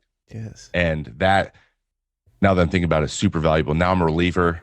So I switched from being a starter to a reliever in 2016. And then I got Tommy John 2017. They wanted me to come back as a starter again. And I saw a bunch of young guys on my AAA team with me when I was rehabbing that were all available to be called up anytime. They were young. They were exciting. People wanted them up in big leagues. And I was like, you know what? I'm competing against a bunch of young guys again. I might not be given the opportunity, and I want to be a reliever again. So put me in the bullpen. So they put me in the bullpen, started throwing harder, and now I am what I am, and I'm free agent right now, like with really good prospects of getting a nice contract that I've never even had before. Like this could be my come up year. And I realize that I strive in those back to the wall situations, and as a reliever, your back's just against the wall when you go in, like every day. Like there is like you can't mess up because it's your fault if you mess up, like at all. There's no the wiggle room for mistakes is just like very little, especially the later you go in the game when you're closing or whatever. That's why closing is what it's called, like what it is, like why they get paid the most of all relievers. It's because your ability to make a mistake and then have your team pick you up later is diminished because it's the last inning. So if you give up the lead and you lose, there's no time to come back. Right. So it's that harder to get. Those outs are harder to get over time. But your back is literally immediately back against the wall, and then you have to pitch well, and you got to find a way to get it done. And that there is no one coming to help you. It's you. You're there by yourself, and it's your job. And when I get in that mode, I get better. And that I realized that I was like, that's a reliever, man. That's a high leverage guy. That is like, give me the ball when the game's on the line, and I will take care of it. And it's a little bit thankless at times. Like sometimes, like no one wants to even acknowledge you unless you blow it. And that's just the nature of the game. But that's like my wheelhouse, man. And I love it. And so like when I explain why I love relieving, I'm like, I just like, yes, I'm going to make less money in my career. Yes. That's just, again, I forgive myself for making that decision to like move on. Yes, it's just reality. And it's not like it's not good money. It's just not as much as a starter would get. But I'm also a much better pitcher because I'm in this role. So like I wouldn't have the opportunity I'm having now either. So it's just like two sides of a coin. Mm-hmm. But you know, if you get yourself in situations where you want to accomplish something so bad, and you're like, for example, if that meant like I have to leave this place, right? If that was the thing, if like my environment is causing me to feel this way and I don't want to feel this way anymore, my goal is to be happy and do this other thing and pursue this other thing that I want to do, and I have to be somewhere else to do it. Your back's against the wall. How you react at that point is a growth. Like you better either fix and you're like, oh, well, I'm going to fail, or your growth and you're like, nah, I'm going to find a way. And that's the difference. But anything great, anything great that's worth like that you want, that's going to make you happy, it's worth fighting for. So I would say, but it's all about that. It's all about that grand purpose, that big, beautiful, juicy goal at the end. And I was fortunate enough that as an athlete, I got really lucky. My dad put those big things in my mind, and then my body grew into a person physically that could actually do it. Yeah. Right. So yeah. Oh that's man. luck too. There's some luck there. Yeah, no, that's huge. I feel like a lot of like what you were saying with meditation, where when you realize you were thinking, and it's just like, oh, just forgive yourself and return back to the task at hand. Mm-hmm. I feel like that plays so much into just everything you're doing. Like it all just intertwines with living your purpose and handling like your back's against the wall, and it's a do or die. It's like, I'm here and I'm going to handle it, and I'm going to push away all these other things that are going to try to bring me down. Thanks for sharing those stories too. I mean, that's super great. And that sounds like your dad instilled within you some good like visualization techniques even, I mean, imagine young Trevor just laying in bed, like you probably saw yourself on the mound, probably saw yourself, because I use visualization a lot too. Before I even got into meditation with my DJing, I did a lot when I would do cardio. Like that would keep me distracted during cardio. Like, okay, I'm going to run for an hour. I'm going to listen to like one of my old DJ mixes or something and just visualize myself in front of a crowd and like, what playing does it it? Yeah, like? I do that too, man. Yeah. And I still get that. I'll find a song and be like, man, this would be so fun to play in front of people. Yes. Yeah. It's underrated. Like just that visualization technique, they say that our brains don't really fully understand. Like you can get the feeling, like you get chills, you get shivers, and you just really think about it, and your brain, like your body chemistry thinks that you're actually there, just like the virtual reality thing. Mm-hmm. It's very it's a powerful technique. Visualization is cool. You've been doing it since you were at such a young age. I want to talk about just real quickly. I want to just ask your meditation practice.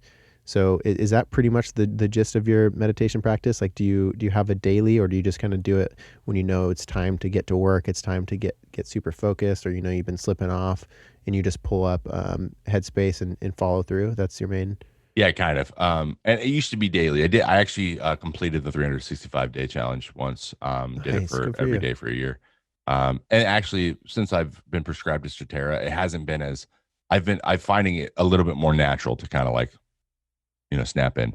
I've actually in my workouts this off season, I'm focusing a lot more on yoga. So, it's built together. Just so I'm kind of double dipping a little bit there and just making sure I'm focused on the practice, and like really getting the most out of every position and all that kind of stuff, which kind of keeps you in the moment the whole time. But there's days where I'm like, dude, I'm all over the place. Like if I say I feel like super keyed up and I don't know why, because I mean, I still get there all the time. That still happens to me all the time. I mean, it happens to everybody.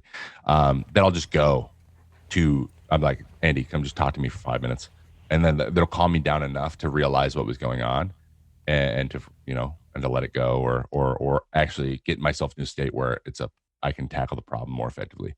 And it's become a strategy more so than like something that I feel, because like I said, I'm a box checker. So when I start to add it into my to-do list every day, I start to feel guilt when I don't. So it creates stress when I just don't get it done. And then you have to like, be like, do I need this every day? And you have to make that decision. And I'm always making those decisions. Like, does this need to be a daily thing anymore? And it turned out to not be. And I've been continuing, like my process, my growth has continued, even though I'm not doing it every day.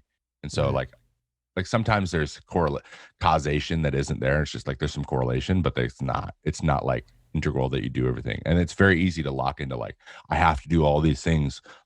Baseball was a big thing too. I'd be like, I have to do all this workout stuff or I won't pitch good. And the connection wasn't that strong between those two things. And letting go of a bunch of crap that you just didn't need to be doing was like, it was a huge part of like my journey, because I was just like, I learned all this stuff about like arm care and how to stay healthy and how to like get enough rest and all this stuff when I was young in the professional baseball. And then as I got older, I was like, it was the hardest thing to start shedding stuff where I was like, I need to spend less energy every day and I need to focus more on just like chilling, because the only thing that matters is the 10 minutes I'm on the mound now. Like that, I could do if I did nothing all day and it made me feel good and went out there and I accomplished well because I had so much brain energy. That's what I needed to do. I was going to do that no matter what my teammates thought of me sitting in my locker all day. Right. And that's another thing that, again, like I said, my keys are like, what are people thinking? What's the reinforcement I'm getting from other people? That's just big for me. It still is to this day, always will be. It's never going to go away. I'm just going to learn different ways to deal with it. And it's going to become less important probably, but it's never going to go away. And letting go of that stuff is still a constant process. Here's one thing I'm really interested to see. I'm probably going to be on another team this year. Probably. That isn't the Twins. I've been with the Twins my whole career. I'm going to be with a group of guys that there'll probably be a couple guys I actually know or played with before on the team. For the most part, there won't be. I'm going to go through the cycle again. Like, what's everyone think of me? Like, it's going to happen. I know that.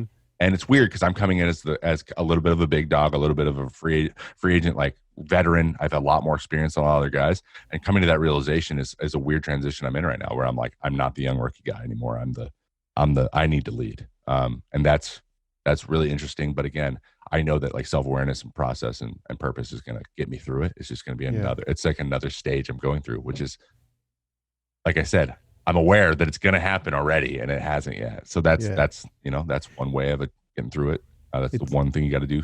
That's the start right there. Yeah. It's cool that you have an awareness of it now, but you're not stressed about it. You're like, this is just what I do. This is the thing that I'm going to have to go up against when this thing comes along. Yeah. And I think that's a place of power, when your mind's always, in the future being stressed about something, you're anxious about something. You don't always have to be anxious about it. You can be like, okay, yeah, this thing's happening. And no, I can't control all the outcomes. No, I can't control what they think about me, but what can I control? I can focus on me. I can show up. I can give things power. I can wear the suit that I need to wear, Also, if you don't give away your bread and butter, but do you have any like prospects where you might end up? I mean, you're living in Seattle right now. That's actually, to be honest, I literally have nothing. I got nothing for you. I'll just say there's been a lot of teams kind of in the mix, just like reaching out, and there's a lot of feelers and stuff. It's just this year with the COVID and with the shortened season weird. And how everything worked, it's just going to be, it might slow play a little bit. But free agency is always like a dominoes falling thing, because when guys sign, less guys are available and less teams have less prospects to fill their holes. So like basically right now only like 2 or 3 guys have signed. I don't think any relievers have signed anywhere. So like once that first domino falls, they kind of like the teams start to get a little bit more serious about their offers and about like actually putting dollars on things and actually putting like numbers of years. And but we're happy in my camp just about like the people who've reached out that said they're interested and kind of watching how things go. And I'm just going to be patient with it. To be honest, there's the amount of stress that's attached to it isn't as much as I thought it would be, simply because like frankly in my career, the way that pay scaling works and stuff, I got surgery my first year of arbitration, which is when your pay is supposed to start going up, which means that like that first year when I came off, like instead of like doubling, it like went up like 10%. And so then that starts to scale. So then you scale off of that for your next year. So like the number's always lower than it could have been. So I've like for the last 4 years, I've made less money than I could have done had I not got hurt 4 years ago. Like, and that's just the way it is. So, but I've accepted it. Worked with so it. Now I'm not so worried about like eking out every dollar I can in this thing. Because I know that whatever it is, I'm happy with that. I'm good with that. Let's go. And I'm going to make the best of it. And I'm going to go out and I'm going to compete, because that's the one thing I care about. I care about going out, following my process, and competing, regardless of how much money I'm making. And that's just the way that it's been up to this point, while at the same time knowing that this is your opportunity to make as much money as you can, so that you can retire and like be with your family when you want to retire and be with your family. And you're not like, oh, I need more money. Like that's not a situation that anyone wants to be in, right? Or like, they're extending retirement or whatever. They're extending their working past the time they wanted to work past because they don't have enough money. That's the only thing that I'm keeping in the back of my mind. But no, it's been good. And I, who knows?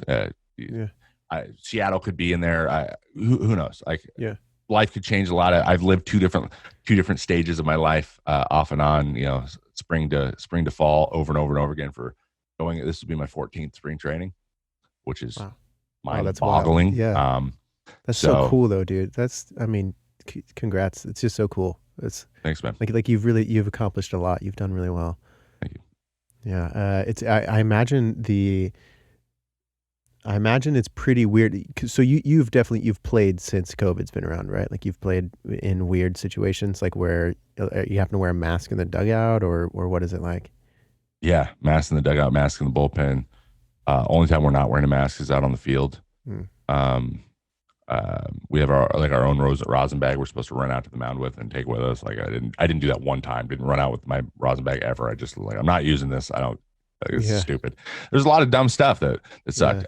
We wore a mask all day. If we were inside, we had to have it on every moment besides eating. And that I understand. It's just, it's annoying wearing it. Like you're sitting there and you guys are like 3 feet apart. Really. Like if one of us gets this, dude, it's like, It's all this, it's really this silly game that we're all playing, and we're all super aware of where it's at. We're all, there's some extent, depending on what news media you're watching, like there's some people who, and I have compassion for them. Like they're still legitimately terrified. Like there's still a lot of people who haven't even like left their houses since this whole thing started. And, I definitely have compassion for them, but we're all kind of just, we're playing with the hands that we're dealt, and I'm glad that you guys are still making it happen, though. You guys are still out there. It must be weird with no. I don't consume a ton of sports when I'm watching, but I still haven't adjusted to seeing, like when you watch NBA or watch football. When they have no fans, where they have like the computer monitors, or like the Ellen DeGeneres show just has like a bunch of vertical TV screens, and it's so strange to me. But we're rolling with the punches, man. Yeah. It's just, again, it's like it's what we got to do, and with how it's going, like yesterday there was like 150,000 kids. Like, I mean, assuming the presidential transition happens, who knows? Like we could just President Joe could just be like 4 weeks, guys, everything's shut down, everything's closed, and we're just gonna hemorrhage money to take care of you while we can, and we're gonna see if we can at least stamp this thing down to 10,000 cases a day instead of 150,000. And if that's what we got to do, that's what we got to do. But I'm anticipating our season next year being affected. But at the same time, I think we proved that, even because it's been worse since we started playing, like in terms of cases and deaths and everything, it's been worse the whole time than it was when we were shut down. So like we've proven that we can play and avoid it to an extent, and be healthy to an extent. I'm still like, it's all, again, it's like messaging. So if we're playing and the message countrywide is like, guys, we're not going anywhere or doing anything, then I'm much more comfortable playing, because again, I'm worried more about the message that I'm sending than me actually getting sick. Yeah. Because I feel like, dude, I sit and stream and play video games all day. Like, yeah, I have no problem sitting in my house. Just tell me, I'll do it.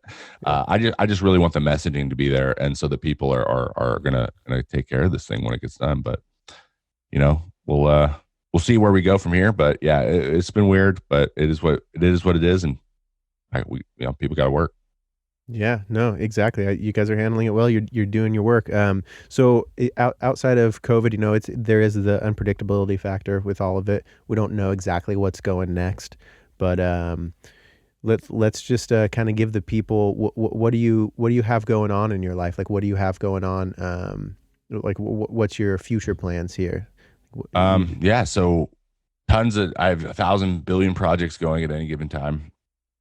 I'm working on continuing to develop two YouTube channels. One is just built around gaming and entertainment content that's not baseball related, basically.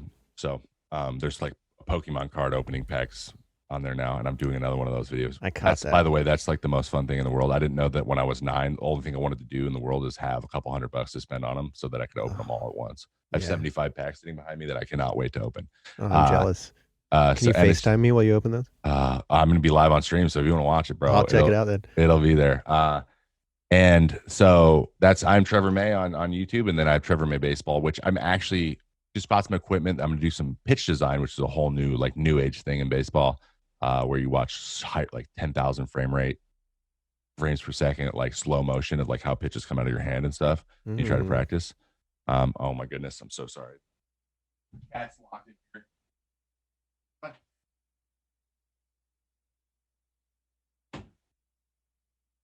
Might have to do a little editing on this thing. I'm sorry. She's yowling though. I didn't want the cat just to be in the background of the whole thing. Cat. So Trevor May Baseball is going to be having some of that stuff. There's a lot of the podcast stuff that you've heard has been a little bit more tailored. I've done some videos about mindset and like getting sleep and rest and relaxation, how important that is when you're playing games every day, all that kind of stuff. And I'm looking at planning a lot more of that stuff out. My team, because I'm getting to the point now where there needs to be a team around me. I have a YouTube editor now, almost full time. We're getting close to where I'm about to hire him away from his job. And I have a graphic designer who does like all my social media, my thumbnails and stuff. And I'm looking to hire an assistant. I have 200 applications on an assistant job. So I'm currently trying to find that. What a cool place to be in though. Yeah, hiring someone like that is something I've never done. So I'm having fun with that process, but it is time consuming. And then I actually started a project called with a startup called Fan Controlled Football, which anyone who plays fantasy football and wishes like making decisions about the game actually affected the game. Like that's their premise. So like the game's going to be broadcast live. It's like arena football, 7-man football. Like a lot of D1 athletes and stuff that aren't in the NFL are going to play in it. Like this would be like a Colin Kelly might enjoy this type thing. And the fans like vote on your starting lineup, and they vote on the playbook you're going to use, and they vote on, like at halftime, you vote on like if you're going to put your other running back in or not, like if they match up. And the fans, and like I'm an owner of a team, and so we're going to live watch it, and then I'm going to have to like direct, and we're going to be the coaches too. It's going to be super cool. They're going to add in a bunch of stuff. Really cool premise, never done before. I'm really excited to see where it goes. And then I have my own podcast called the May Contain Action Podcast, built around content creation, tackling a lot of like current events in the content space on Twitch and YouTube and whatever. But in reality, the biggest thing we do is we bring on a creator who has had a path to wherever they're doing, whether they're doing full time or have part time, whatever, and we just try to glean wisdom from how they got to where they are.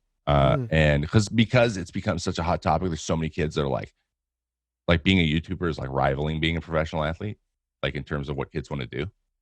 And there's a lot of mistakes and a lot of things that a lot of mindsets out there that are a little bit toxic to achieving that goal. Like worried about numbers and stuff. That's like a whole new thing. The new generation's going to, like, they're starting to connect with their self-worth very young.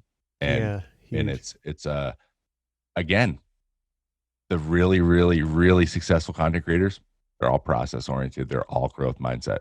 Mm-hmm. And then there's the people who do it and got to a size, and that's okay for them too. The same thing, like they were growth until they're like, I'm cool with the growth side of things, and now I just want to build my community. But again, that the purpose just changed, right? So everything we just talked about in like a content creation type of a framework, and then we it's a little bit of a radio show. We like play a game at the end, and we shout out some other creators that we enjoy, and that because everyone's in their own little cliques and stuff, and so you get it's got good discoverability. It's pretty funny. We're sponsored by Manscaped, so we get to read all the weird stuff about shaving your balls. That's Excellent. cool. Excellent. So that's a great show, and I would recommend if you watch streams or taking YouTube at all, like you might discover someone hilarious in there. And it's a really good time. And then I'm always live streaming on Twitch. I'm Trevor Man on Twitch. That content is starting to vary like wildly.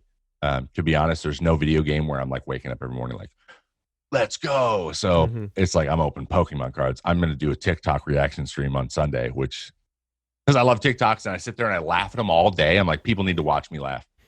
Yes. People need to laugh with me. Like, all I want to do is show people these. So I'm going to get my favorites. I'm going to have Chad give me their favorites. We're going to just like go through them, and I'm just going to give them thumbs up to thumbs down. It's like Simon Cowell, and it's going to be fun. We'll see. We'll see how it works. But and that'll go on YouTube. So it's all connected, and I'm just super interested in like how this all works, man. And it's something that I think that fits really well into my personality and things I enjoy. So, and then the other big project, navigating through free agency. So I'm doing all this at the same time. But those are the big ones. Those are the things that I really, really want to be, that I'm really, really striving to like be purposeful with and create good attainable goals, and create value for the other people involved. My co-host Paul Action Jackson is the co-host of May Contain Action, as you can hear in the name.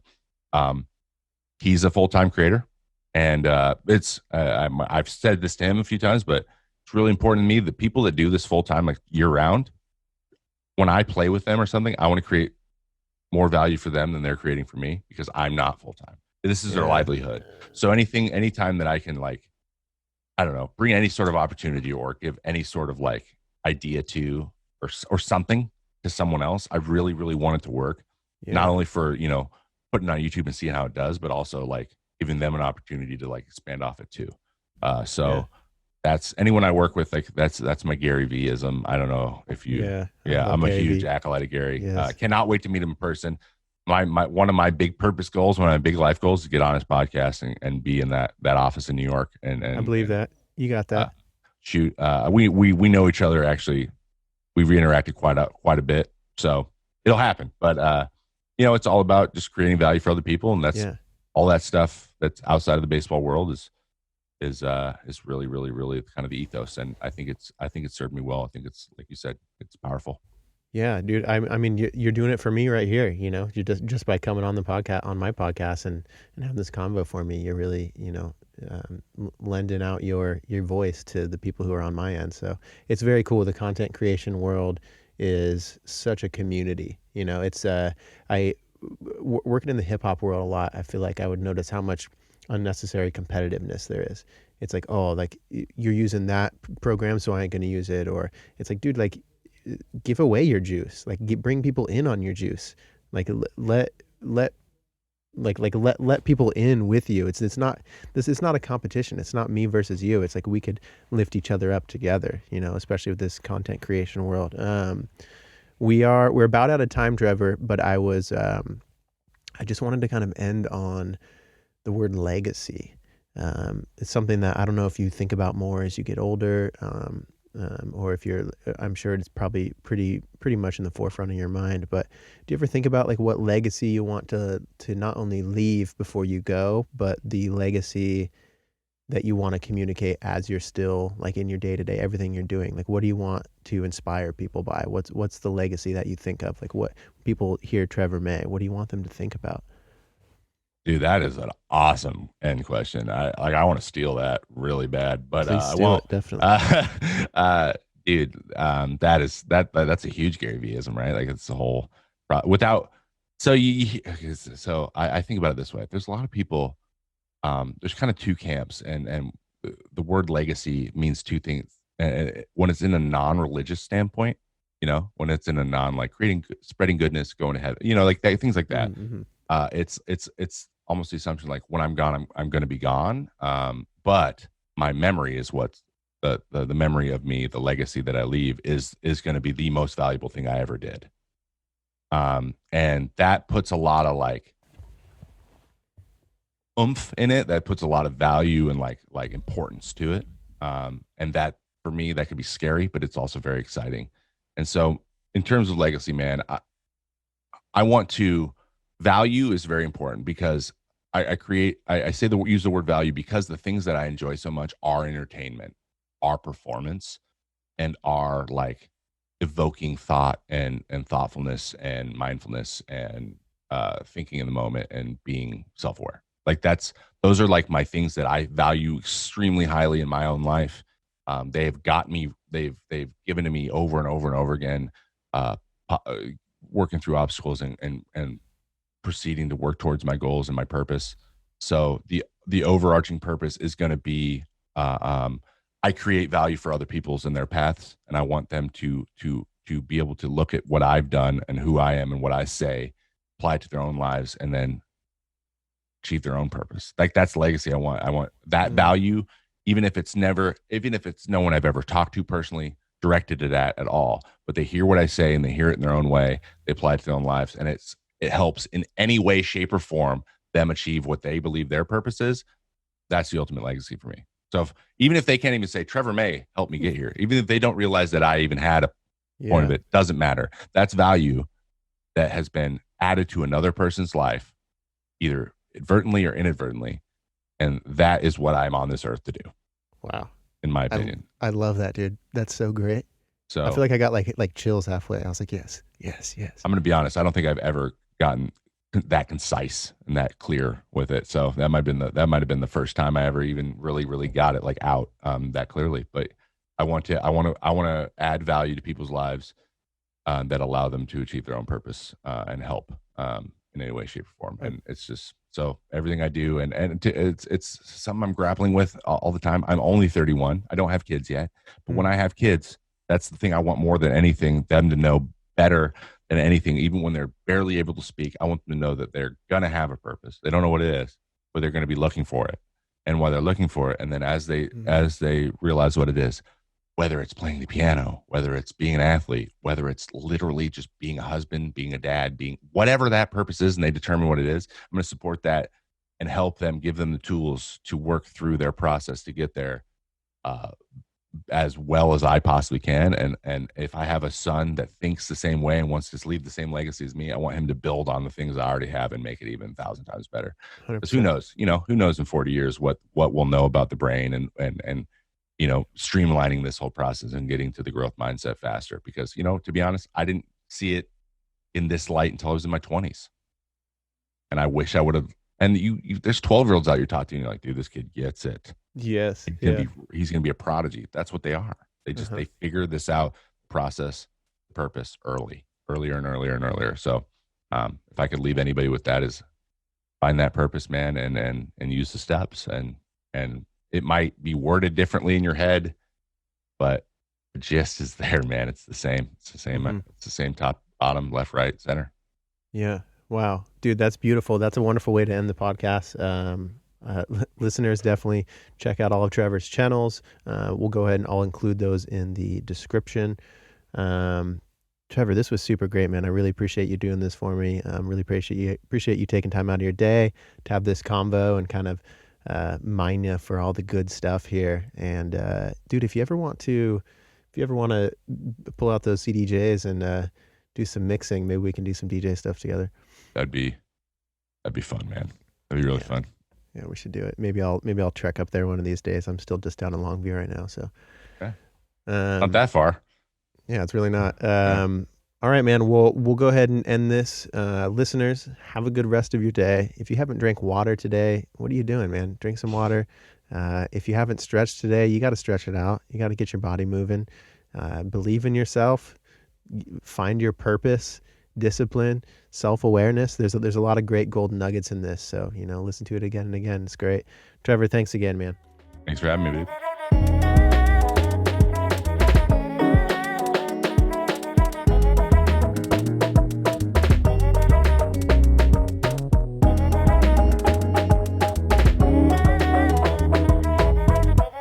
Knowledge is power.